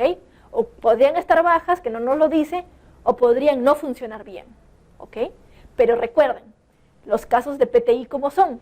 Con estas dos cosas normales, ¿ok? Entonces PTI probablemente no sea. TP, ¿cómo está? Es de 11 a 13, máximo a 15, ¿ok? Está normal. ¿Y el TTP cómo está? Va entre 33 a 38 máximo, o sea, está bastante prolongado, casi el doble, ¿ok? Entonces, tiene dos alteraciones, una alteración de las plaquetas y una alteración del TTP, ¿ok? Entonces, vamos analizando las alternativas para que vean cómo es más o menos fácil entenderlo. Insuficiencia hepática. ¿Por qué se caracterizan estas enfermedades? ¿De qué se encarga el hígado? Produce los factores de coagulación, ¿ok? ¿Tiene algo que ver con las plaquetas? No. Entonces, ¿podría tener alterado esto? Sí, más bien tendría que tener alterado los dos, ¿ok? El TP y el TTP, porque estamos hablando de factores. Pero la sangría tendría que alterarse en insuficiencia hepática? No. Muy bien, entonces esta la descartamos. Hemofilia A, hemofilia B, que en sí funcionan con lo mismo, la única diferencia es cuál es el factor que está mal, ¿ok? A es el 8, B es el 9. Entonces, ¿estos alteran el TP? No, porque el TP no sensa factor 8 ni factor 9. El TTP es el que se encarga de eso. Entonces, esto sí estaría prolongado. ¿Pero prolongarían sangría? ¿Tendrían algo que ver con las plaquetas, las hemofilias? No, no tienen nada que ver con las plaquetas. Tendría que estar normal el tiempo de sangría, porque la primera fase de la coagulación está bien, se supone. ¿Ya? Listo. Nos quedamos con von Willebrand y síndrome antifosfolípido. ¿Ok? Síndrome antifosfolípido, a ver, para empezar. Ustedes saben que el síndrome antifosfolípido puede ir en algunos casos con plaquetopenia, ¿ok? Preferentemente inmune, ¿ok? Y tendría este tiempo de sangría prolongado. Además, el síndrome antifosfolípido se caracteriza porque el TTP casi siempre está largo, ¿ok? Pero recuerden que no es una prolongación que tenga que ver con la alteración de la hemostasia, es simplemente la presencia de los inhibidores del anticoagulante lúpico que origina esta prolongación. Eso significa que el paciente no tiene por qué sangrar. Por el contrario, ¿qué hacen los SAF? ¿Qué hacen los antifosfolípidos? Hacen trombosis, ¿ok? ¿Y cuál es el cuadro clínico más frecuente? Una mujer que no se logra embarazar, que tiene abortos, o un cuadro de trombosis así de la nada, ¿ok? ¿Se parece a este paciente? No. Von Willebrand. El tiempo de sangría, el von Willebrand es una enfermedad cualitativa de las plaquetas, ¿ok? ¿Alteraría el tiempo de sangría? Sí. Si es cualitativa de las plaquetas, ¿alteraría el TTP? Mira, para que se acuerden, vamos a retroceder rapidito, ¿ya? ¿Qué es lo que hacía o qué se encargaba de hacer el von Willebrand? El von Willebrand casi siempre va de la mano con el factor 8, ¿ok? Lo estabiliza el factor 8 es sumamente inestable. Entonces, ¿qué es lo que pasa cuando el von Willebrand no está? El factor 8 se va a degradar rápidamente en la sangre periférica. Entonces, el factor 8 va a originar que el TTP se prolongue, o la alteración del factor 8 va a originar que el TTP se prolongue, ¿ok? ¿Y cuál es el cuadro clínico más característico de este tipo de pacientes? Generalmente son pacientes, los von Willebrand, la mayoría de casos son leves, ¿ok? Entonces no sangran así, digamos, porque sí, tienen que tener algún factor desencadenante que origine el sangrado. ¿Y cuál es lo más común que origina que sangren? O es un accidente, una operación, alguna fractura, o es que la niña empiece a menstruar, que es lo más común que se asocia con el diagnóstico inicial de von Willebrand. La mayoría de von Willebrand se diagnostican aquí, en este momento, en mujeres, ¿ok? Entonces la respuesta correcta es enfermedad de von Willebrand, ¿ya? ¿Alguna pregunta? ¿Por qué todavía? Ya tenemos que acabar. Bueno, coagulación ya vimos. Vamos con las preguntitas. ¿Cuál de los siguientes casos está alterado en hemofilia B? Recuerden. Ay, perdón, acá esta no es. Hemofilia A es factor 8, no se olviden. Hemofilia B es factor 9, ¿ok? Este rojito está mal. Entonces, ¿cuál se alteraría acá? ¿Sangría se alteraría? No, no tendría por qué alterarse, ¿ok? Porque es plaquetas. ¿Retracción del coágulo? Tampoco. ¿Factor 5? Tampoco, no tiene que ver nada la disminución del factor 5 con las hemofilias, ¿ok? Es solamente la deficiencia del factor 9, la disminución del 9. Y el 9 se expresa como prolongación del TTP, ¿ok? La alternativa correcta es la E. Otra, un paciente que desde muy pequeño presenta sangrado excesivo o anormal luego de traumatismos y además tiene artropatías, ¿ok? Entonces, eso es lo más común de un paciente con hemofilia, ¿ok? Varón que siempre está presentando sangrados y sobre todo esa artropatía hemofílica, que es lo más triste que puede hacer estos pacientes, ¿ok? Y el factor 8 está bajo, ¿ok? Pueden darnos factor 8, factor 9, que va a depender mucho para decirnos el tipo de hemofilia, porque la clínica es muy similar en ambos, ¿ok? Entonces, si nos dicen que el factor 8 está menos del 5%, ya nos está diciendo que tiene hemofilia, ¿ok? Si tiene 3, nos está diciendo que tiene una hemofilia de leve a moderada. Menor del 1% es una hemofilia severa, ¿ok? Las complicaciones hemorrágicas más frecuentes de la hemofilia A, ¿dónde se ven? Acabamos de decirlo. A nivel de articulaciones. En sí puede verse a nivel de cualquier cavidad, pero lo más común es la articulación, ¿ok? Y bueno, vamos rapidito con lo que es hematología maligna. Mírenme, esta es la clave para entender las leucemias. Recuerden, tenemos en la leucemia una célula inmadura que se denomina blasto, ¿ok? De manera normal, los blastos viven dentro de la médula ósea, pero en un porcentaje muy pequeño, como dice esta raya de acá, ¿ok? Conforme van madurando la célula, o sea, de blasto pasa a promielo, pasa metamielo, a banda y finalmente a segmentado, la cantidad de células va subiendo, ¿ok? Y solamente cuando está ya en los estadios maduros es que puede salir a la sangre periférica, ¿ok? ¿Qué es lo que pasa con las leucemias? En las leucemias, estos estadios muy inmaduros, por decir, ¿no? Esta célula de acá muta, se transforma en una célula maligna y ya no se produce nada de esto. Todas las células se quedan estancadas acá. Por lo tanto, el paciente va a tener una neutropenia severa, pero el recuento de leucocitos puede estar alto porque va a estar solamente lleno de blastos, ¿ok? Esas detenciones de la maduración se pueden producir acá, a nivel de promielocito, y se llama leucemia promielocítica aguda, o puede producirse a nivel acá de los blastos. O sea, acá ponemos un blasto, pero en realidad existen muchos estadios de blastos, ¿ok? Dependiendo del nivel del estadio donde se produzca esa alteración, se va a producir la leucemia. Por lo tanto, va a haber leucemia M1 con diferenciación, M0, perdón, con mínima diferenciación, M1 que ya está con más diferenciación, M2 que tiene más diferenciación, la promielo, luego vienen las monos, promielocíticas, monocíticas, mielomonocíticas, eritroides y finalmente las megacarioblásticas, ¿ok? Entonces, prácticamente cualquier célula de la médula ósea puede mutar y originar una leucemia. Entonces, para hablar de leucemia aguda, obligatoriamente tenemos que tener más del 20% de blastos en la médula ósea, ¿ok? Puede ser linfoblástica, que son del L1 al L3 como se clasifican, y mieloides, que se clasifican, como les acabo de decir, del M0 al M7, ¿ok? La diferenciación ya es cosa que probablemente no les pregunten nunca.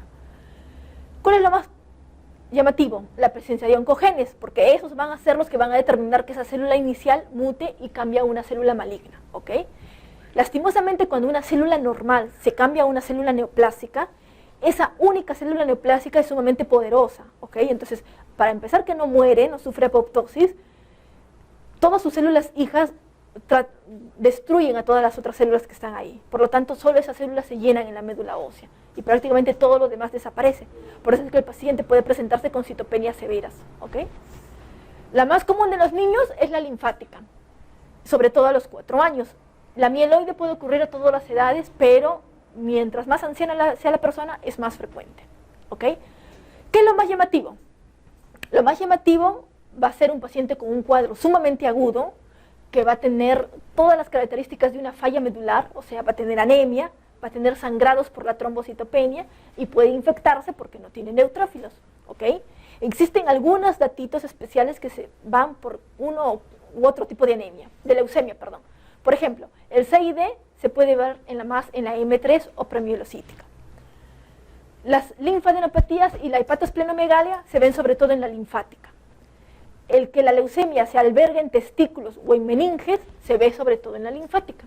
Y el que el paciente haga hiperplasia gingival o que haga compromiso dérmico o leucemia cutis se ve sobre todo en la mieloide, ¿ok?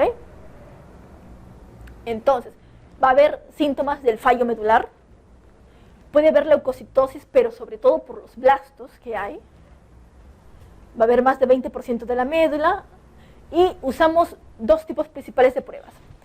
Tenemos un paciente con sospecha de leucemia y le hacemos un estudio de médula ósea para confirmar que efectivamente tiene más de 20% de blastos. Los blastos generalmente son relativamente fáciles de decir, este es un blasto, pero decir qué tipo de blasto es es a veces un poquito complicado. Entonces, para nosotros decir qué tipo de célula es, qué tipo de leucemia es, usamos esta prueba de acá, el inmunofenotipo. El inmunofenotipo o citometría de flujo nos dice qué tipo de célula es o qué variedad de leucemia es, ¿ok?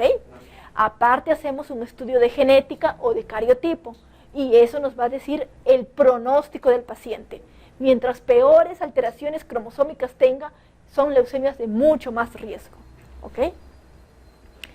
El tratamiento generalmente va por el lado de los trasplantes o por quimioterapias sumamente agresivas que incluyen múltiples dosis. Y el tratamiento promedio de una leucemia es de 2 años, ¿ok? Y si tiene infiltradas las meninges, hay que ponerle también quimioterapia a nivel de hacerle punción lumbar y ponerle quimioterapia periódicamente. Entonces, lastimosamente es un tratamiento sumamente complejo, ¿ok? Vamos con las preguntitas. ¿Cuál de los siguientes no es un factor pronóstico desfavorable de una leucemia linfática aguda? ¿Ok? Vamos a ver, empezando por abajo. Lentitud en que se obtenga remisión completa. ¿Qué significa remisión completa? Cuando uno trata una leucemia, agarra, lo diagnostica y le da un primer curso de quimioterapia sumamente intensivo con la intención de lograr remisión completa, ¿ok? ¿Qué significa? Que de la médula ósea desaparecen todos los blastos, ¿ok? Pero esta primera fase, que más o menos dura, dependiendo de la leucemia, entre 1 semana a 1 mes de quimioterapia, tiene que ir seguido por una fase de consolidación, o sea, múltiples quimioterapias que tienen que asegurar que esa médula ósea siga siendo normal, ¿ok? Pero obviamente, mientras más te demores en llegar a la remisión completa, significa que probablemente no respondas bien a la quimioterapia, ¿ok? Entonces, ese es un factor de mal pronóstico. Normalidades genéticas, exactamente, por eso le hacemos el cariotipo, para ver si es que tiene algunas alteraciones genéticas que son de mal pronóstico y que indican que no va a responder. Leucocitosis acusada. Cuando hay mucha leucocitosis, sobre todo más de 100.000, significa que el paciente es de muy mal pronóstico, ¿ok? Edad avanzada. Los niñitos que tienen leucemia entre 1 a 10 años son los de mejor pronóstico y los que más se curan, ¿ya? El que tenga leucemia de 10 años para arriba o menor de 1 año, que es el otro extremo, son generalmente de mal pronóstico, ¿ok? Entonces la edad avanzada se caracteriza de muy mal pronóstico. Hablando solo de linfática, que es lo que estamos hablando acá. Hepatosplenomegalia, el diagnóstico no, solamente el paciente puede tenerlo o puede no tenerlo, igualito da, ¿ok? Entonces eso no es un factor desfavorable. Ok, con respecto a la leucemia, marquemos lo incorrecto. ¿Puede haber pancitopenia con blastos circulantes? Sí, es una de las características de la leucemia. ¿La linfoblástica es el 80% de las leucemias del adulto? No, sobre todo es de los niños, no se olviden. Y bueno, los blastos pueden estar ausentes en una proporción de pacientes, ¿ok? A veces no encontramos blastos. ¿Y para el diagnóstico necesitamos 20% de blastos? Sí, es obligatorio los 20 blastos. ¿Y la mieloide se ve sobre todo en ancianos? Sí, se ve sobre todo en ancianos. Muy bien. Y bueno, vamos con los linfomas. De linfoma quiero que se acuerden algo. Existen una gran cantidad de linfomas, ¿ok? Pero hay un solo tipo de linfoma que fue, digamos, la madre de todos los linfomas, que es el linfoma Hodgkin, ¿ok? Fue el linfoma que inicialmente se descubrió, que, digamos, le dieron de nombre de linfoma Hodgkin por su descubridor, y que tenía pues su cuadro clínico característico y todas sus cositas, ¿ok? Posteriormente se descubrieron más linfomas, pero lastimosamente ya no entraban en la clasificación del linfoma de Hodgkin. Así que todos los otros linfomas que fueron apareciendo, ¿dónde se metieron?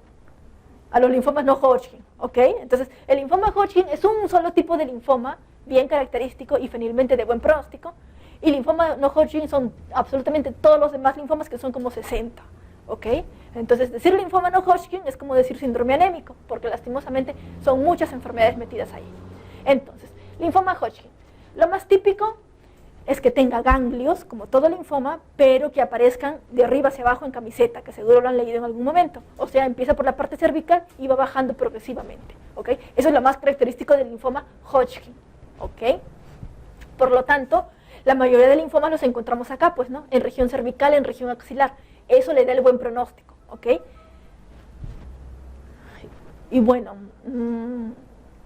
el no Hodgkin, por el contrario, es sumamente variable. ¿Por qué? Porque como son tantas enfermedades metidas en uno solo, hay algunos que son indolentes, o sea que en el transcurso de 10 años y no han avanzado nada.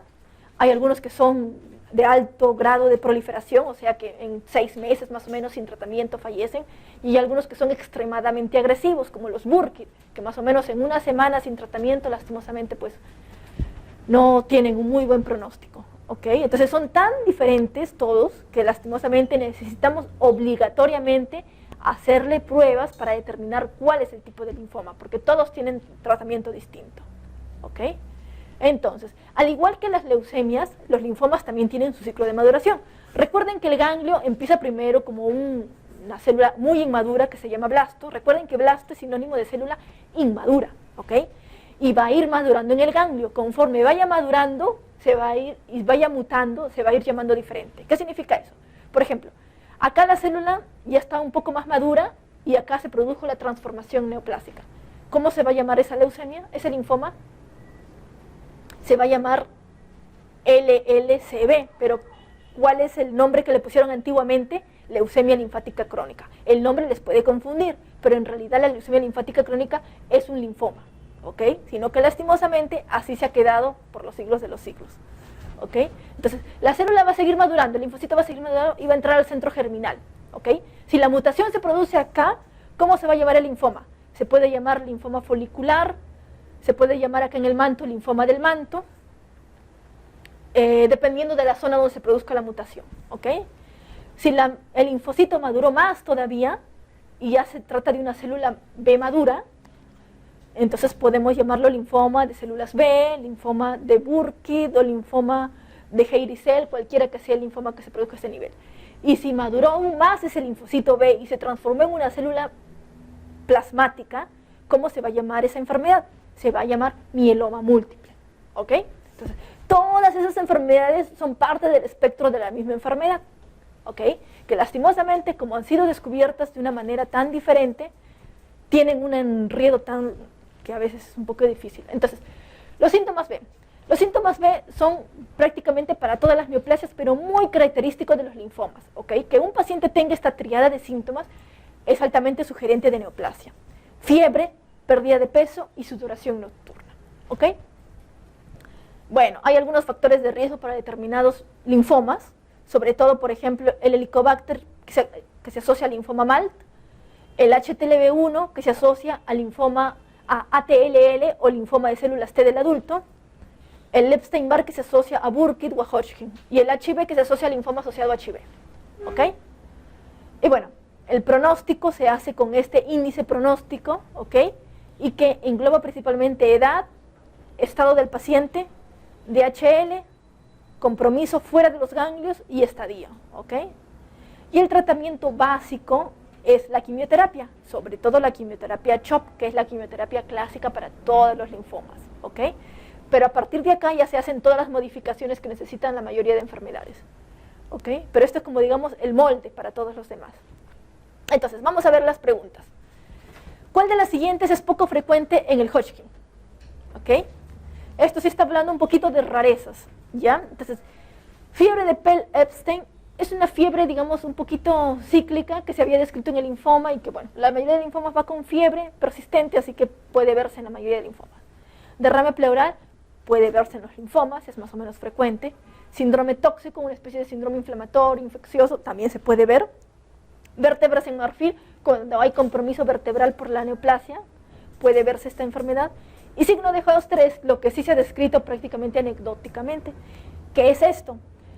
Se había descrito que en el Hodgkin, los pacientes que tenían adenopatías, cuando tomaban licor, esas adenopatías le dolían, ¿ok?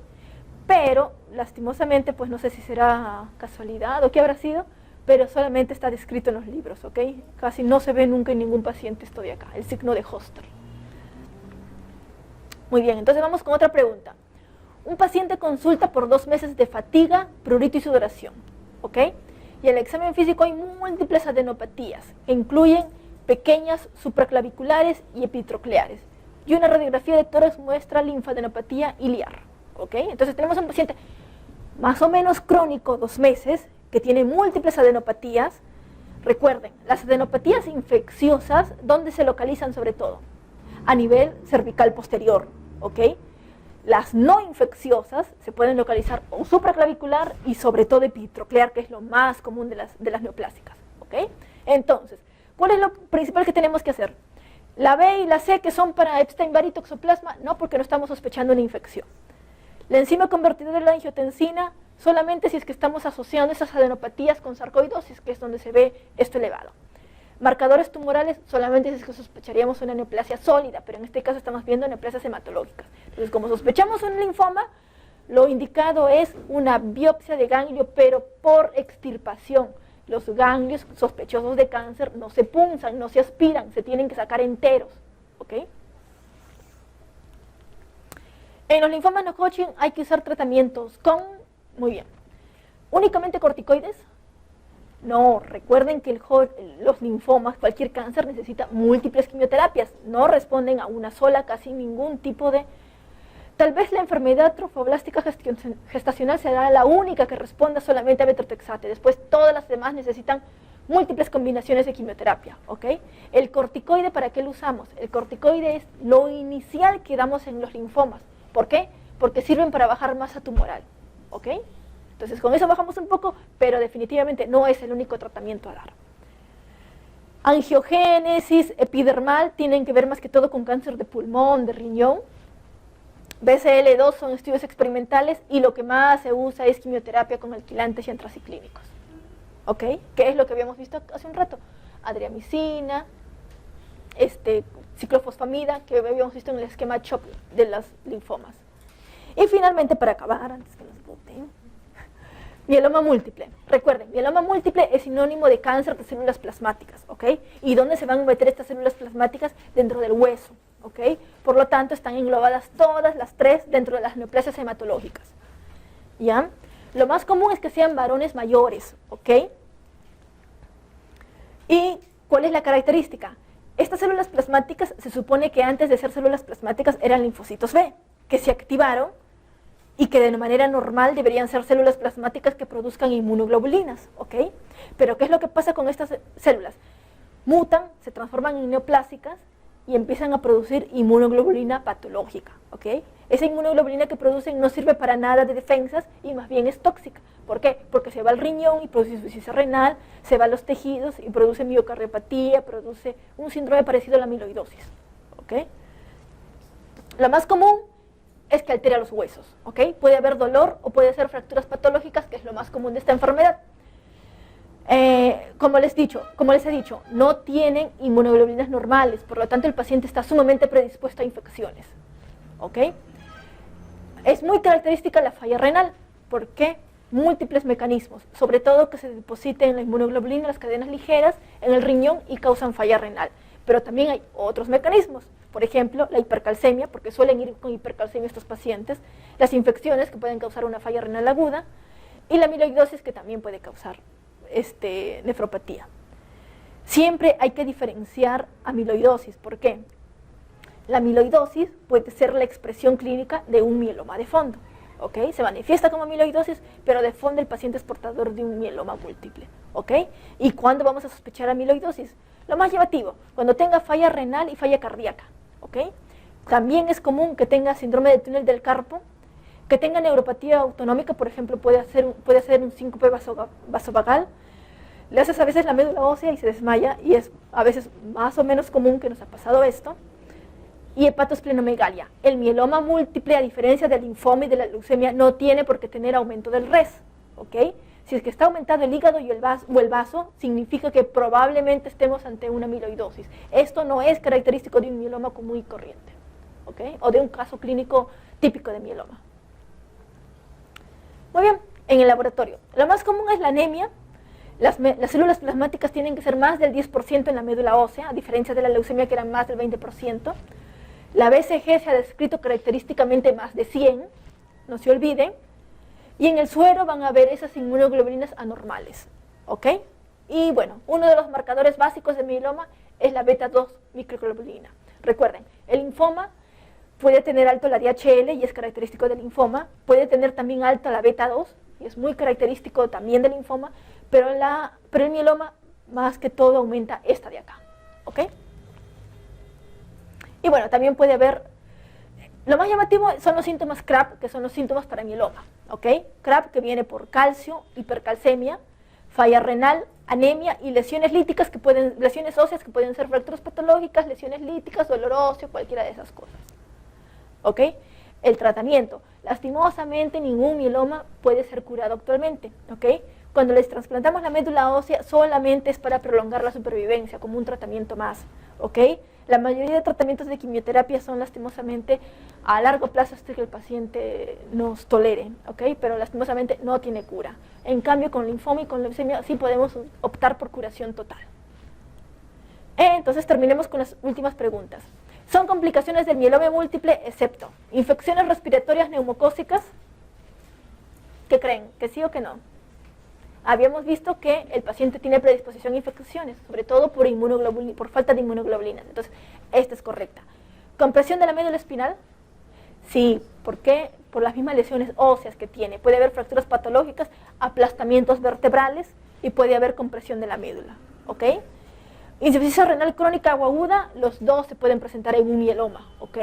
Esto de acá, por el mismo mecanismo del mieloma, por el mismo riñón de mieloma, y esto de acá por otras cosas, ¿no? Falla renal aguda por infecciones, por hipercalcemia, por cualquiera de esas cosas.